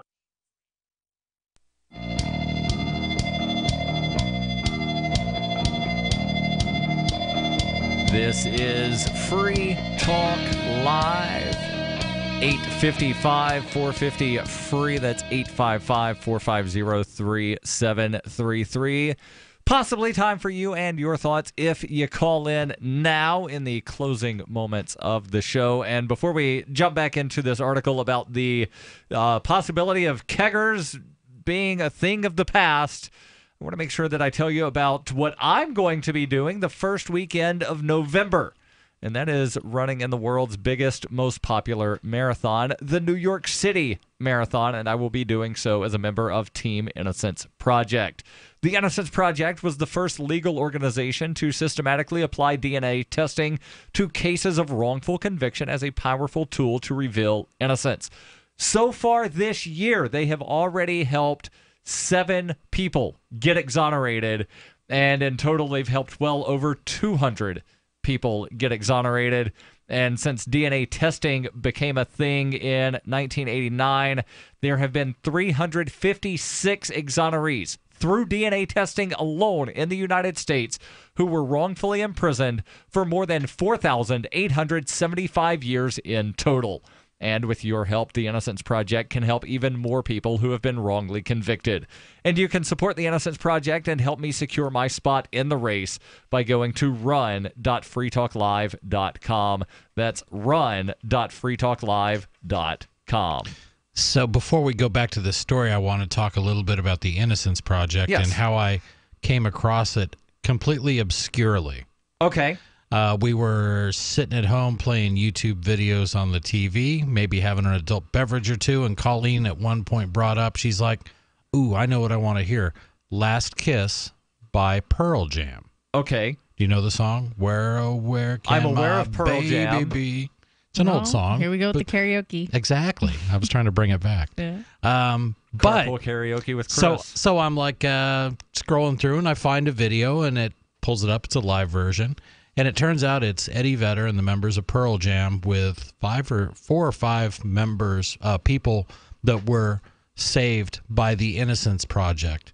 And they were playing the instruments and they were singing and stuff like that. It was really kind of cool. But it was one of those things that I had never heard about them until you had started doing the promos. Yeah, when's your race? The New York City Marathon is the first Sunday of November, which I believe is November 4th. Nice. Yeah. So just before Election Day, and that means that I'm not going to do what Sarah did of go cast some absentee ballot, 2 weeks beforehand, and then have, in her case, a politician drop out of the race. Something that happened a couple of years ago in Montana. Remember, there was the guy running for Congress that body slammed a news reporter the day before the election. I remember that and one. Still wound up winning. Yep, absolutely. What? So we've been talking a little bit about tariffs, and Darryl had a story where we talked about Trump wanting to ban all Mercedes-Benzes from the United States. And I brought up the story of a keg producer in Pennsylvania. It's called American Keg, and the story talks about how it might be the type of typical small blue-collar manufacturing business that might raise praise from President Trump. It's the only remaining American manufacturer of stainless steel beer kegs, and CEO Paul Sazor is proud to use only American-made steel. But American Keg is in jeopardy of going out of business, and the culprit is none other than Trump himself. And they've already laid off a third of their employees. Correct. And they only had 30 to begin with. So we're talking a small business. Small business. The president's 25% tariff on steel and 10% tariff on aluminum apply only to imported metal, but they will increase the price of domestic products too, because, well, that's what tariffs do. Although they've been blunted by the White House's decision to exempt imports from Canada, Mexico, and a few other major American trading partners, the tariffs are bad news for beer drinkers who are likely to pay more for their favorite brew, and for a wide range of companies that touch the beer industry. While the tariffs are meant to boost domestic steel and aluminum production, they will do so at the expense of the much larger set of American businesses that consume those commodities. That's exactly what's happening at American Keg, where Cesar laid off about a third of his workers and raised the price of each keg by $5 in response to Trump's tariff announcement. Even that may not be enough to keep the business afloat, however, because the tariffs are a double whammy in Cesar's case. Not only will they increase the cost of steel needed to make his company's products, they will increase the cost of his company's products relative to foreign-made competitors, since the levy applies only to raw or unfinished steel, sheets, rolls, for example, and not to steel-made products like kegs that are imported into the United States. So I just randomly was like thinking as you were talking, and it made me wonder if technically, if as a country, right, we're trading all of our American dollars for this steel in other countries, right? Then technically we're just giving them like worthless paper for a valuable resource, because the value of the dollar is really backed by what we allegedly have as a country, right? So like if we were to deplete our supply of resources as a nation, then we would technically, I don't know, this is just what I was see where you're going. Do you know what I'm saying? Yeah, like, we buy anything from any other country and we give them pieces of paper. Yeah, so why not keep our resources as a last resort and continue to be dependent on other countries and just give them paper for good stuff? Yeah, the problem is that economically, if we continue to run trade deficits while we continue to outspend and overprint our currency, we're going to destroy our own currency and we'll destroy our own economy. So I'm reading The Great Defamation by David Stockman right now that talks about just that. like depleting our resources and then having no choice but to be dependent upon another country. So why? I get what you're saying. I'm just saying that in economic terms, it's kind of like that water thing that you were talking about earlier. Let's not divert our resources elsewhere or use them, deplete them yet if we don't have to. We sit back while everybody else depletes theirs. But trade deficit is kind of a fallacy anyway. What? Well, it is and it isn't. It does say a lot about whether a country is a exporter, a net exporter, or a net importer. Right, and in classical economics, you want to be an exporter. You want but what I mean by trade deficit is you might not necessarily be trading the same amount of goods and services that you import, but you're still giving an equal amount of value. You're either giving goods or dollars. Right, but Heather's argument is valid. I went to the grocery store earlier today and gave them a bunch of dollars. They have never purchased anything for me ever, so I have a trade deficit with the grocery store. Right. I understand what you're saying, and I understand Heather's point, but the reality is that this is part of this idea is all BS that was made up in, I would say, under Greenspan and Reagan and Bush the first. Is that no, our country, even though we're manufacturing less, we're just migrating over to a service economy where we just sort of trade services. And I'm going to throw out another book, The Great Defamation, The Rise of Crony Capitalism in America by David Stockman. I'm reading it right now for the second time, and he talks a lot about this. And in the end, there's just no value.